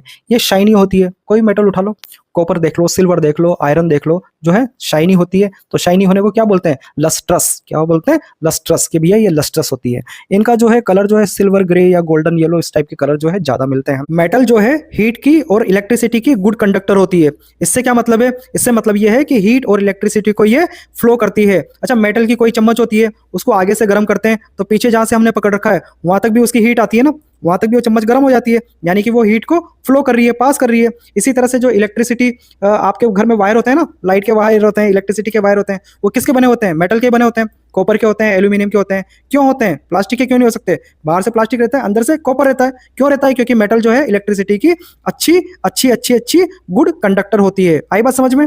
डक्टाइल होते हैं और इसकी इस प्रॉपर्टी को डक्टिलिटी बोलते हैं। क्या मतलब इसका, डक्टाइल होने का, डक्टाइल होने का मतलब ये है कि मेटल को जो है आप लंबे लंबे वायर में बना सकते हो, लंबे लंबे वायर में कन्वर्ट कर सकते हो। अब जैसे नॉन मेटल है कार्बन, उसको बना पाओगे क्या, वायर बना पाओगे उसका, नहीं बना पाओगे। ऑक्सीजन है, उसका बना पाओगे, नहीं बना पाओगे। तो जो मेटल होती है उसी में डक्टाइल प्रॉपर्टी होती है, ये इसको बोलते हैं डक्टिलिटी, यानी वायर में कन्वर्ट कर सकते हो। ऐसे ही होती है मेलेबल, ये क्या होती है, मेलेबल होती है, और इस प्रॉपर्टी को बोलते हैं मेलेबिलिटी, यानी कि इसको पीट के हैमरिंग करके आप जो है शीट में कन्वर्ट कर सकते हो। क्या, शीट में कन्वर्ट कर सकते हो। जैसे कार्बन है या कोयला है, कोयला भी कार्बन का ही एक रूप है। अब कोयले को पीटोगे तो बिखर जाएगा, बिखर जाएगा ना, उसको पीट के शीट में थोड़ी बना सकते हैं। तो इसी तरह से ये क्या होते हैं, सोनोरस होते हैं, यानी कि आपस में टकराने पर जो है रिंगिंग साउंड प्रोड्यूस करते हैं। कोई मेटल को दूसरी मेटल से टकराओ, लोहे को लोहे से टकराओ तो टन का एक साउंड आता है ना, तो इसका मतलब ये है कि ये सोनोरस होते हैं, यानी कि रिंगिंग साउंड देते हैं। स्कूल में घंटी बजती है टन टन टन टन टन, तो इसका मतलब मेटल मेटल से टकरा रहा है, वो सोनोरस है। मरकरी केवल ऐसा मेटल है, ओनली मेटल जो कि लिक्विड होता है। किस पे लिक्विड होता है? रूम टेम्परेचर पे लिक्विड होता है। रूम टेम्परेचर पे केवल मरकरी जो है ऐसा मेटल है जो लिक्विड होगा, ठीक है। नॉन मेटल, नॉन मेटल क्या है आपके? नॉन मेटल जो है 17 होते हैं। कितने? 17। और इनकी प्रॉपर्टीज क्या है कि भैया ये show the variety of colour, ये अलग अलग टाइप के कलर जो है दिखाता है। जैसे कि सल्फर का कलर येलो होता है। ये पुअर कंडक्टर होते हैं हीट और इलेक्ट्रिसिटी के, हीट और इलेक्ट्रिसिटी को पास नहीं करते हैं। नॉन लस्ट्रस होते हैं, नॉन सोनोरस होते हैं, मेलेबल भी नहीं होते, डक्टाइल भी नहीं होते। जैसे कि हाइड्रोजन है, ऑक्सीजन है, आयोडीन है, कार्बन है, क्लोरीन है, ठीक है। और ब्रोमीन एक ऐसा नॉन मेटल है जो कि रूम टेम्परेचर पे लिक्विड में पाया जाता है। रूम टेम्परेचर पे ब्रोमीन और मरकरी जो है ये लिक्विड की फॉर्म में पाया जाता है। और बहुत सारे जो एलिमेंट हैं उसमें से ज़्यादातर तो सॉलिड होते हैं, कुछ गैस होते हैं और कुछ ही ऐसे होते हैं जो कि रूम टेम्परेचर पे लिक्विड की फॉर्म में पाए जाते हैं। मैं एलिमेंट की बात कर रहा हूँ यहाँ पे। एलिमेंट, कुछ एलिमेंट हैं तो उनमें से ब्रोमीन और मरकरी भी है जो कि रूम टेम्परेचर पे लिक्विड की फॉर्म में पाए जाते हैं। और ब्रोमीन क्या है? एक नॉन मेटल है। क्लियर? आया समझ में? ठीक है। नेक्स्ट है आपका मेटलॉइड। मेटलॉइड भैया वो होते हैं, पहला तो ये 7 होते हैं। प्रॉपर्टी में इनकी ये है कि मेटलॉइड वो होते हैं जो कि जिनके अंदर मेटल और नॉन मेटल दोनों की प्रॉपर्टी होती है। मेटल और नॉन मेटल दोनों की प्रॉपर्टी ये शो करते हैं। एग्जांपल है बोरोन, सिलिकॉन, जर्मेनियम, आर्सेनिक, ये होते हैं मेटलॉइड। क्लियर? अब कुछ और बातें इन सब के बारे में कि भैया जैसे 100 से ज्यादा, करीब करीब 118 जो है एलिमेंट जो है अभी तक डिस्कवर हो चुके हैं या इनका पता लगाया जा चुका है, जिसमें से जो 92 है वो नेचुरली मिले हैं। नेचुरली मिले हैं मतलब नेचर से मिले हैं। और 20 से ज़्यादा जो है वो मैन मेड है, मतलब कि कहीं लैब में बनाए होंगे वगैरह कहीं। तो इस तरह से ये जो 100 प्लस करीब करीब 118 जो है एलिमेंट का पता हम लगा चुके हैं। Majority of element are solid, ज़्यादातर क्या होते हैं? सॉलिड होते हैं। इनमें से 11 एलिमेंट ऐसे हैं जो रूम टेम्परेचर पे गैस की फॉर्म में होते हैं। रूम टेम्परेचर पे जो 11 है वो गैस की फॉर्म में होते हैं, जैसे हाइड्रोजन है, हीलियम है, नाइट्रोजन है, ऑक्सीजन है ये। और 2 एलिमेंट ऐसे हैं, 2 एलिमेंट हैं जो रूम टेम्परेचर पे लिक्विड की फॉर्म में होते हैं। और इनमें से एक है मरकरी जो कि मेटल होता है और एक ब्रोमीन हमने पढ़ लिया जो कि नॉन मेटल होता है, ठीक है। इसके अलावा गैलियम और सीजियम ये भी लिक्विड होते हैं, किससे? रूम टेम्परेचर से थोड़े ज्यादा टेम्परेचर पे। थोड़ा ज्यादा कितना? 30 डिग्री सेल्सियस पे। 30 डिग्री सेल्सियस को केल्विन में करेंगे तो 303 केल्विन हो जाएगा। तो इतने टेम्परेचर पे गैलियम और सीजियम भी लिक्विड में मिलते हैं। आई बात समझ में? ठीक है। नेक्स्ट है आपका कंपाउंड। कंपाउंड क्या होते हैं? 2 एलिमेंट या 2 से ज्यादा एलिमेंट से मिलके बनते हैं, लेकिन किसी कैटेगरी में आते हैं? प्योर सब्सटेंस की कैटेगरी में ये आते हैं। अच्छा, ये केमिकली बाउंड होते हैं, ये जो इनके एलिमेंट होते हैं ना, ऐसे नहीं कि आयरन भी एक एलिमेंट है और कॉपर भी एक एलिमेंट है तो पास में रख दिया तो भैया ये कि कंपाउंड बन गए। ऐसे नहीं, वो केमिकली बाउंड होना चाहिए, उनके बीच में केमिकल रिएक्शन होना चाहिए, तब जाके कंपाउंड बनते हैं। और इसका फिक्स रेशियो होता है। फिक्स रेशियो जैसे जैसे कि मान लीजिए वाटर एक कंपाउंड है। अब वाटर के अंदर वाटर का फॉर्मूला क्या होता है? H2O। तो उसके अंदर फिक्स रेशियो होता है कि हाइड्रोजन के 2 और ऑक्सीजन का 1 पार्टिकल, तब जाके वो ये फिक्स रेशियो मेंटेन करेंगे और इस फिक्स रेशियो पे ये केमिकली बाउंड होंगे, तब जाके कंपाउंड बनेगा। ऐसा नहीं कि आपने 2 हाइड्रोजन रख दिए, 1 ऑक्सीजन रख दिया तो भी उसको आप कंपाउंड बोलेंगे, नहीं बोलेंगे।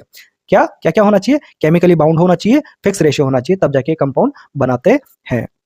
और इनकी जो प्रॉपर्टी बनने के बाद इनकी जो प्रॉपर्टी डिफरेंट हो जाती है। किससे डिफरेंट हो जाती है? जिस भी एलिमेंट से ये बने हो। हाइड्रोजन गैस है जो कि एक जलने वाली गैस है, हाइड्रोजन फ्लेमेबल गैस है एक। ऑक्सीजन जलाने में हेल्प करने वाली गैस है, ऑक्सीजन जलाने में हेल्प करने वाली गैस है। लेकिन हाइड्रोजन और ऑक्सीजन के मिलने से क्या बनता है? H2O, यानी कि वाटर, जो कि एक कंपाउंड है और जो कि आग को बुझाता है। हाइड्रोजन खुद आग, हाइड्रोजन जलती है, ऑक्सीजन जलने में मदद करती है, लेकिन वाटर जो है वो आग को बुझाता है। तो प्रॉपर्टी डिफरेंट होगी ना जिससे भी बने हुए हैं ये। तो ये इसकी बातें हैं कुछ खास। और ये इसको फिजिकल मेथड से सेपरेट नहीं कर सकते। फिजिकल मेथड से ऐसे नहीं कि वाटर को छान के उसमें से हाइड्रोजन और ऑक्सीजन अलग अलग कर लिया, तो ये ऐसा नहीं होता इनके अंदर, ठीक है। कुछ आप इसके अंदर एग्जाम्पल देखेंगे, जैसे वाटर, अब इसके अंदर हाइड्रोजन और ऑक्सीजन होती है और इसके अंदर रेशियो क्या होता है? फिक्स रेशियो की बात की थी ना हमने, तो हाइड्रोजन और ऑक्सीजन का जो एटम का रेशियो क्या होता है? 2/1 का होता है, यानी 2 तो हाइड्रोजन और ऑक्सीजन 1। इसी तरह से कार्बन डाइऑक्साइड होती है।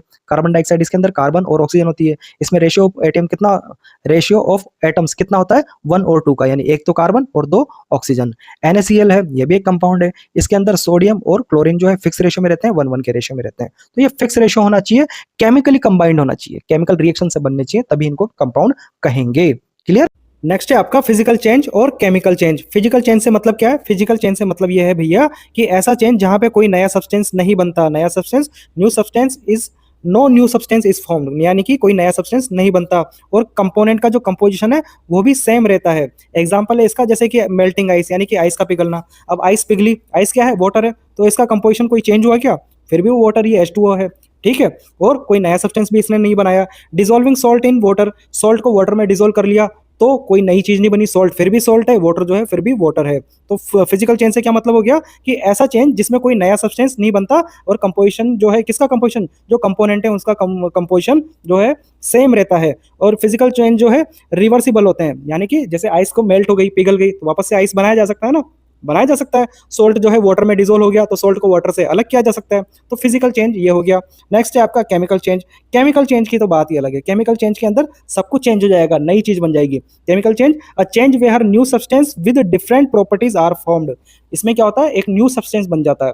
जैसे कि बर्निंग पेपर, पेपर जल गया आपका। अब पेपर जल गया आपका तो क्या बना? पेपर जल गया तो ऐश बन गई, कार्बन बना होगा, CO2 बनी होगी, तो ये सब नई चीजें बन गई। और इनसे वापस पेपर बना सकते हो क्या? नहीं बना सकते। रस्टिंग आयरन, आयरन के ऊपर जंग लग गया तो जंग लगने पे फेरस ऑक्साइड बन जाता है। इससे क्या होता है, वापस से आयरन बना सकते हो? नहीं बन सकता। बिल्कुल एक नया कंपोनेंट बन गया, नई चीज बन गई। तो ये दर्शाता है किसको? केमिकल चेंज को। फिजिकल चेंज में तो जैसे मिल गए, मिक्स हो गए, है ना, पिघल गए, है ना, गर्म हो गए, ये इस तरह की चीजें होती है। पर केमिकल चेंज में बिल्कुल नई चीज बन जाती है। जैसे H2O का फॉर्मेशन हो गया।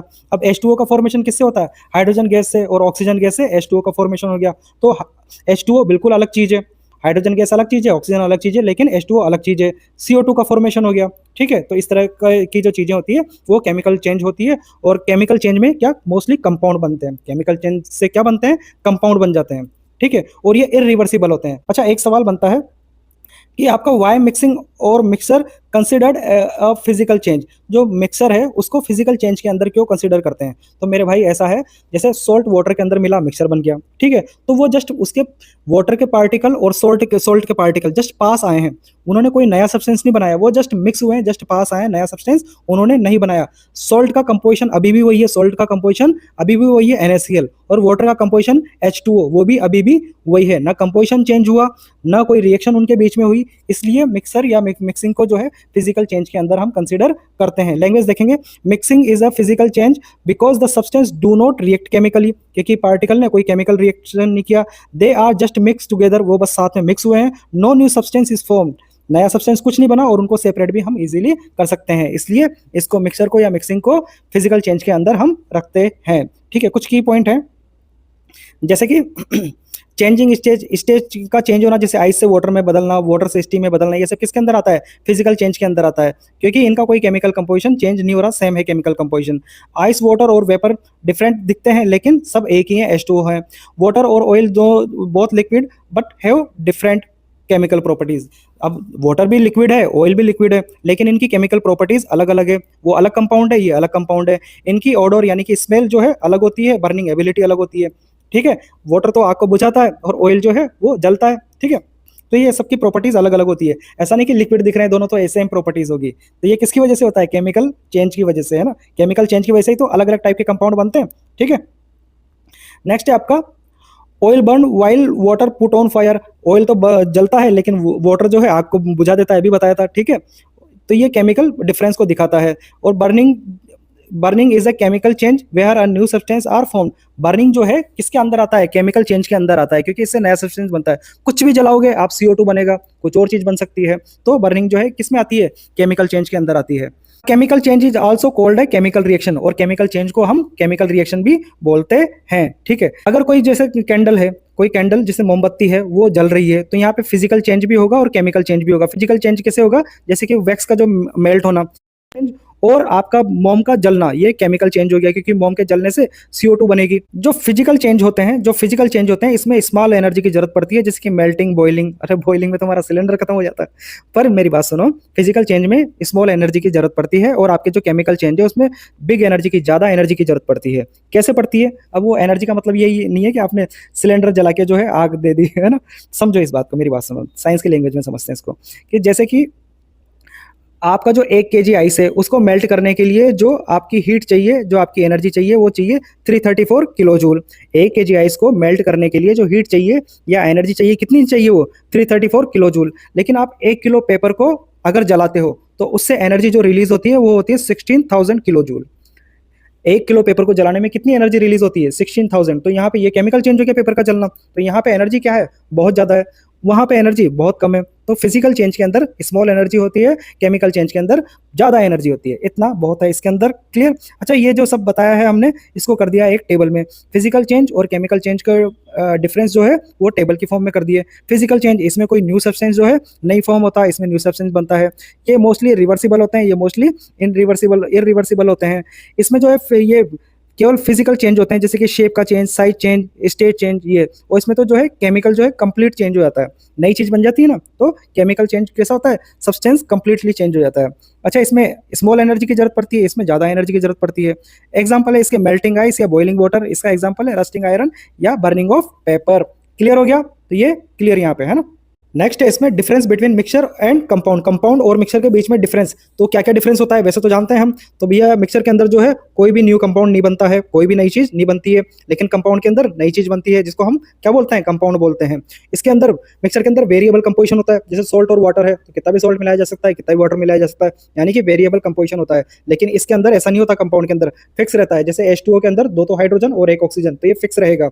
ठीक है। मिक्सचर के अंदर जो है प्रॉपर्टी, जिसको भी मिलाया है उनकी प्रॉपर्टी जो है शो करेगा, लेकिन ये जो है अपनी प्रॉपर्टी चेंज कर देता है। जैसे वाटर जो है हाइड्रोजन और ऑक्सीजन से मिलकर बनता है, लेकिन वाटर ना तो हाइड्रोजन की प्रॉपर्टी शो करता है ना ऑक्सीजन की प्रॉपर्टी शो करता है। मिक्सर को जो है फिजिकली मेथड से सेपरेट कर सकते हैं, लेकिन कंपाउंड को अगर सेपरेट करना हो तो केमिकल रिएक्शन या केमिकल मेथड जो है वो लगते हैं। आई बात समझ में? अच्छा, इसको हमने टेबल की फॉर्म में कर दिया, टेबल की फॉर्म में देख लेंगे। मिक्सर जो है, मिक्सर का फॉर्मेशन कैसे होता है? Physically mix together, physically mix होते हैं ये साथ में, लेकिन कंपाउंड में ये केमिकल कॉम्बिनेशन से बनते हैं। मिक्सर के अंदर कोई भी नई चीज, नया कंपाउंड नहीं बनता, कंपाउंड के अंदर नई चीज बनती है। प्रॉपर्टीज इसकी कैसी रहती है? इसमें जो ओरिजिनल चीजें हैं, जैसे सोल्ट है, वाटर है, तो इनकी प्रॉपर्टीज ओरिजिनल प्रॉपर्टी रखेगा ये अपनी। लेकिन कंपाउंड के अंदर जो है प्रॉपर्टी चेंज हो जाती है, नई प्रॉपर्टीज आ जाती है। मिक्सर के अंदर जो वेरिएबल कंपोजिशन होता है, मतलब कितना भी सॉल्ट मिला दो, कितना भी वाटर मिला दो, है ना, तो तब भी उसको मिक्सर ही बोलेंगे। लेकिन यहाँ पे ऐसा नहीं होगा, यहाँ पे फिक्स रेशियो रहता है। जैसे H2O के अंदर हाइड्रोजन फिक्स है कि 2 रहेगा, ऑक्सीजन फिक्स है 1 रहेगा। ठीक है। और इसको जो है आप, इसको जो है फिजिकल मेथड से सेपरेट कर सकते हैं, इसको केमिकल मेथड लगता है इसको सेपरेट करने के लिए। एक एग्जांपल इसके पता ही है आपको, एयर है, सॉल्ट है, वाटर है, और कंपाउंड के एग्जांपल आपको पता ही है। तो ये हो गया difference between mixture and compound. अच्छा, आपकी बुक में एक एक्टिविटी दी हुई है 2.4, इसमें क्या करेंगे हम? आयरन और सल्फर का एक एक्सपेरिमेंट करेंगे। इस एक्सपेरिमेंट में हम क्या करते हैं कि हम देखेंगे कि आयरन और सल्फर कैसे फिजिकल चेंज को भी शो करता है और कैसे केमिकल चेंज को भी शो करता है। तो फिजिकल चेंज में तो क्या करेंगे? जस्ट इसका मिक्सर बनाएंगे, और केमिकल चेंज में हम दोनों की रिएक्शन करवा के एक कंपाउंड बना लेंगे। तो सबसे पहले हम क्या करेंगे कि कोई भी, जैसे एक ग्रुप है, ग्रुप फर्स्ट, इस ग्रुप को हम जो है आयरन और सल्फर जो है क्रश करके और मिक्स करके दे देंगे, और इसको हीट नहीं करेंगे, जस्ट मिक्स किया हमने। क्या किया? जस्ट मिक्स किया। इनके बीच में कोई भी केमिकल रिएक्शन नहीं हुई है। ठीक है। तो अब हम इसका टेस्ट कराएंगे। तो सबसे पहले हम इसका मैग्नेट से टेस्ट कराते हैं। मैग्नेट का टेस्ट कराने का पर्पज ये है कि हम ये जानना चाहते हैं कि भैया हमने ये जो मिक्सर बनाया है इसमें आयरन जो है मौजूद है ना, क्योंकि आयरन को क्या करेगा मैग्नेट? वो इसको अट्रैक्ट करेगा अपनी तरफ। तो जब हम मैग्नेट इसके पास लेके आते हैं तो मैग्नेट जो है आयरन को अट्रैक्ट करता है। तो इसका मतलब ये है कि आयरन और सल्फर ने मिलकर कोई नई चीज नहीं बनाई है, कोई भी नया सब्सटेंस नहीं बनाया है, आयरन अभी भी उसी तरह से मौजूद है। फिर इसके बाद में हम क्या करेंगे? इसके अंदर ऐड करेंगे कार्बन डाइसल्फाइड। कार्बन डाइसल्फाइड क्या करता है? ये सल्फर को जो है डिसोल्व कर लेता है। मान लो आपके पास जैसे नमक है और आयरन है, क्या है? नमक, सॉल्ट है और आयरन है। अब आप पानी डालोगे तो नमक जो है उसमें डिसोल्व हो जाएगा। इसी तरह से जो सल्फर होता है ये कार्बन डाइसल्फाइड के अंदर डिसोल्व हो जाता है, और इसके डिसोल्व होने से हमको ये पता पड़ जाता है कि भैया सल्फर अभी भी उसी तरह से मौजूद है और ये कार्बन डाइसल्फाइड में डिसोल्व हो गया। तो जब हम कार्बन डाइसल्फाइड इसके अंदर डालते हैं तो सल्फर इसके अंदर डिसोल्व हो जाता है, आयरन डिसोल्व नहीं होता। तो इसका मतलब ये है कि सल्फर अपनी फॉर्म में था, यहाँ पे अपनी फॉर्म में था, आयरन अलग था, सल्फर अलग था। क्लियर? अब हम इसके अंदर एक और काम करेंगे, इसके अंदर हम डाइल्यूट HCl भी डालते हैं। जब डाइल्यूट HCl मिलाते हैं क्यों मिलाते हैं हम डाइल्यूट HCl? डाइल्यूट HCl क्या करता है, आयरन से रिएक्शन करके हाइड्रोजन गैस देता है। तो अगर हाइड्रोजन गैस निकलती है, अगर हाइड्रोजन गैस निकलती है तो उससे ये प्रूफ हो जाएगा कि भैया आयरन इसके अंदर मौजूद था, आयरन ने सल्फर से रिएक्शन नहीं किया था। तो जब हमने डाइल्यूट HCl इसके अंदर मिलाया तो हमको हाइड्रोजन गैस मिलती है बबल की फॉर्म में। इसका मतलब आयरन भी अभी तक इसके अंदर फ्री था और वो सल्फर से बाउंड नहीं हुआ था। तो क्या क्या कंक्लूजन निकला हमारा कि भैया जो आयरन और सल्फर का जो मिक्सचर था वो जस्ट मिक्सचर था, ये मिक्सचर को शो कर रहे थे, यानी कि फिजिकल चेंज को शो कर रहे थे। उनके बीच में आपस में कोई केमिकल रिएक्शन नहीं हुई थी, कोई नई चीज, कोई भी न्यू सब्सटेंस नहीं बना था, है ना, कोई भी न्यू सब्सटेंस नहीं बना था। दोनों ने अपनी ओरिजिनल प्रॉपर्टी रखी। सल्फर डिसोल्व हो गया कार्बन डाइसल्फाइड के अंदर और आयरन जो है मैग्नेट से अट्रैक्ट हो गया, यानी उनकी ओरिजिनल प्रॉपर्टी वैसी की वैसी है। इनको फिजिकली सेपरेट कर सकते हैं। सेपरेट किया ना हमने, आयरन को मैग्नेट से सेपरेट किया और सल्फर को कार्बन डाइसल्फाइड से सेपरेट किया, ठीक है। तो इसका मतलब ये मिक्सचर है और इसकी ये एक तरह का फिजिकल चेंज है। अब हम क्या करेंगे, एक दूसरा ग्रुप है, उस दूसरे ग्रुप को भी हम जो है आयरन और सल्फर दे देंगे, मिक्स कर देंगे इनको और इसको रेड हॉट तक हीट कर देंगे। क्या कर देंगे, रेड हॉट तक हीट कर देंगे और वापस से इसको ठंडा कर देंगे। तो ऐसा होने पे इनके बीच में एक केमिकल रिएक्शन होती है और ये फेरस सल्फाइड बना लेते हैं। क्या बना लेते हैं, फेरस सल्फाइड बना लेते हैं। रिएक्शन होती है इनके बीच में और फेरस सल्फाइड ये बना लेते हैं। तो अब ये नई चीज बन गई और नई चीज की खासियत पता है ना आपको, नई चीज जो है पुरानी प्रॉपर्टी नहीं रखती। तो चेक करेंगे पुरानी प्रॉपर्टी इसके अंदर है या नहीं है। तो हमने सबसे पहले इसका मैग्नेट से टेस्ट किया। मैग्नेट से जब अट्रैक्ट करने पे, मैग्नेट से अट्रैक्ट करने पे हमने देखा कि ये आयरन को अट्रैक्ट करता ही नहीं है। क्यों नहीं करता, क्योंकि अब उसके अंदर आयरन है ही नहीं, वो तो एक अलग ही चीज बन गई। क्या बन गया, फेरस सल्फेट बन गया, यानी आयरन की प्रॉपर्टी मौजूद नहीं है, प्रॉपर्टी चेंज हो गई है, न्यू सब्सटेंस फॉर्म हो चुका है, न्यू सब्सटेंस फॉर्म हो चुका है। अब हम करेंगे कि भैया सल्फर इसके अंदर मौजूद है या नहीं है, ये पता लगाने के लिए हम इसके अंदर कार्बन डाइसल्फाइड डालते हैं। तो कार्बन डाइसल्फाइड क्या करता था, सल्फर को डिसोल्व कर लेता था, लेकिन यहाँ पे सल्फर तो मौजूद है ही नहीं, तो डिसोल्व हुआ भी नहीं वो। इसका मतलब सल्फर जो है वो आयरन से रिएक्ट कर चुका है, सल्फर है ही नहीं फ्री फॉर्म में। आई बात समझ में। फिर हम इसको क्या करते हैं, डाइल्यूट HCl से टेस्ट करवाते हैं। डाइल्यूट HCl से टेस्ट कराया था जब हमने पहले, तो क्या किया था, उसने आयरन से रिएक्शन करके हाइड्रोजन गैस दी थी, यानी आयरन फ्री फॉर्म में मौजूद था। यहाँ पे हम HCl से जब टेस्ट कराते हैं तो आयरन तो इसके अंदर है नहीं, तो ये किससे रिएक्शन करेगा, फेरस सल्फाइड से रिएक्शन करेगा और फेरस सल्फाइड से रिएक्शन करके ये हाइड्रोजन सल्फाइड गैस देता है, जो कि सड़े अंडे जैसी स्मेल देती है, रोटन एग जैसी स्मेल देती है। तो इसका मतलब कि यहाँ पे न्यू कंपाउंड की जो है प्रॉपर्टीज आ चुकी है, नया कंपाउंड कोई बन चुका है। तो इस टेस्ट से हमको क्या पता लगा, ग्रुप 2 का क्या कंक्लूजन निकला कि भैया यहाँ पे न्यू सब्सटेंस बन गया जिसका नाम है फेरस सल्फाइड। प्रॉपर्टी इसकी चेंज हो चुकी है और इसको फिजिकली मेथड से चेंज वो सेपरेट नहीं कर सकते, न तो आयरन से अट्रैक्ट करके चेंज कर सकते हैं, न कार्बन डाइसल्फाइड से डिसोल्व करवा के चेंज कर सकते हैं। तो ये किसको बताएगा कि यहाँ कंपाउंड बन गया और ये केमिकल चेंज है, ये इसको बताएगा, ठीक है। इसको भी हमने टेबल की फॉर्म में कर दिया है। ग्रुप 1 को दिया हमने, ग्रुप 1 को दिया हमने मिक्सचर और ये ग्रुप 2 जो है क्या मिला उसको, कंपाउंड मिला। भाई आयरन और सल्फर जो है उसको रेड हॉट तक हमने गर्म किया था, उसके बाद ठंडा किया था, तो वो फेरस सल्फाइड में कन्वर्ट हो गया था ना। तो फेरस सल्फाइड क्या है, एक तरह का कंपाउंड है। तो पहले वाले को जो था वो फिजिकल चेंज था, सेकंड वाला जो है केमिकल चेंज था। पहले वाले में हीटिंग की थी क्या, नहीं की थी, नो हीटिंग। सेकंड वाले में हीटिंग की थी हमने। पहले वाले में कोई नया सब्सटेंस बना था, नहीं बना। सेकंड वाले में हाँ नया सब्सटेंस बना है, आयरन सल्फाइड। पहले वाले को आयरन ने अट्रैक्ट किया था कि हाँ भैया आयरन को इसने अट्रैक्ट किया था, आयरन को अट्रैक्ट करने वाली प्रॉपर्टी थी इसके अंदर, यानी कि आयरन इसके अंदर मौजूद था। सेकंड वाले को आयरन ने अट्रैक्ट किया ही नहीं, ठीक है। थर्ड में हमने क्या किया, कार्बन डाइसल्फाइड मिलाई थी इसमें। कार्बन डाइसल्फाइड क्या करता है, सल्फर को डिसोल्व करता है। तो पहले वाले के अंदर सल्फर डिसोल्व हो गया था, आयरन बचा रह गया था, लेकिन सेकंड के अंदर डिसोल्व हुआ ही नहीं, यानी कि उसके अंदर सल्फर मौजूद ही नहीं है, वो तो कंपाउंड में कन्वर्ट हो चुका है, ठीक है। नेक्स्ट है इसमें कि जो पहले वाली रिएक्शन थी उसमें हाइड्रोजन गैस रिलीज हुई थी, जिसकी न तो कोई कलर था न कोई खुशबू थी, है ना। हाइड्रोजन गैस रिलीज हुई थी, कब हुई थी, जब हमने उसकी एसिड HCl से रिएक्शन करवाई थी।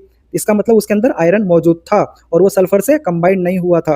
लेकिन यहाँ पे आयरन सल्फाइड से कंबाइंड हो चुका है, फेरस सल्फेट बना चुका है और वो फेरस सल्फाइड जो है वो HCl से रिएक्शन करके हाइड्रोजन सल्फाइड दे रहा है, जिसकी गंध से हमको पता लग जाता है, जिसकी स्मेल से हमको पता लग जाता है सड़े अंडे जैसी स्मेल आती है। तो इसका मतलब जो है पहला जो था वो फिजिकली चेंज था और सेकंड जो है वो केमिकली चेंज था। तो ये आपका जो है चैप्टर कंप्लीट हो गया है। वीडियो अगर अच्छा लगा हो तो इसको लाइक कर देना, सब्सक्राइब कर देना, सब्सक्राइब तो कर ही देना, ठीक है। नोट्स जो है आपको वो डिस्क्रिप्शन में लिंक मिल जाएगा, वहां से नोट्स आप ले सकते हैं।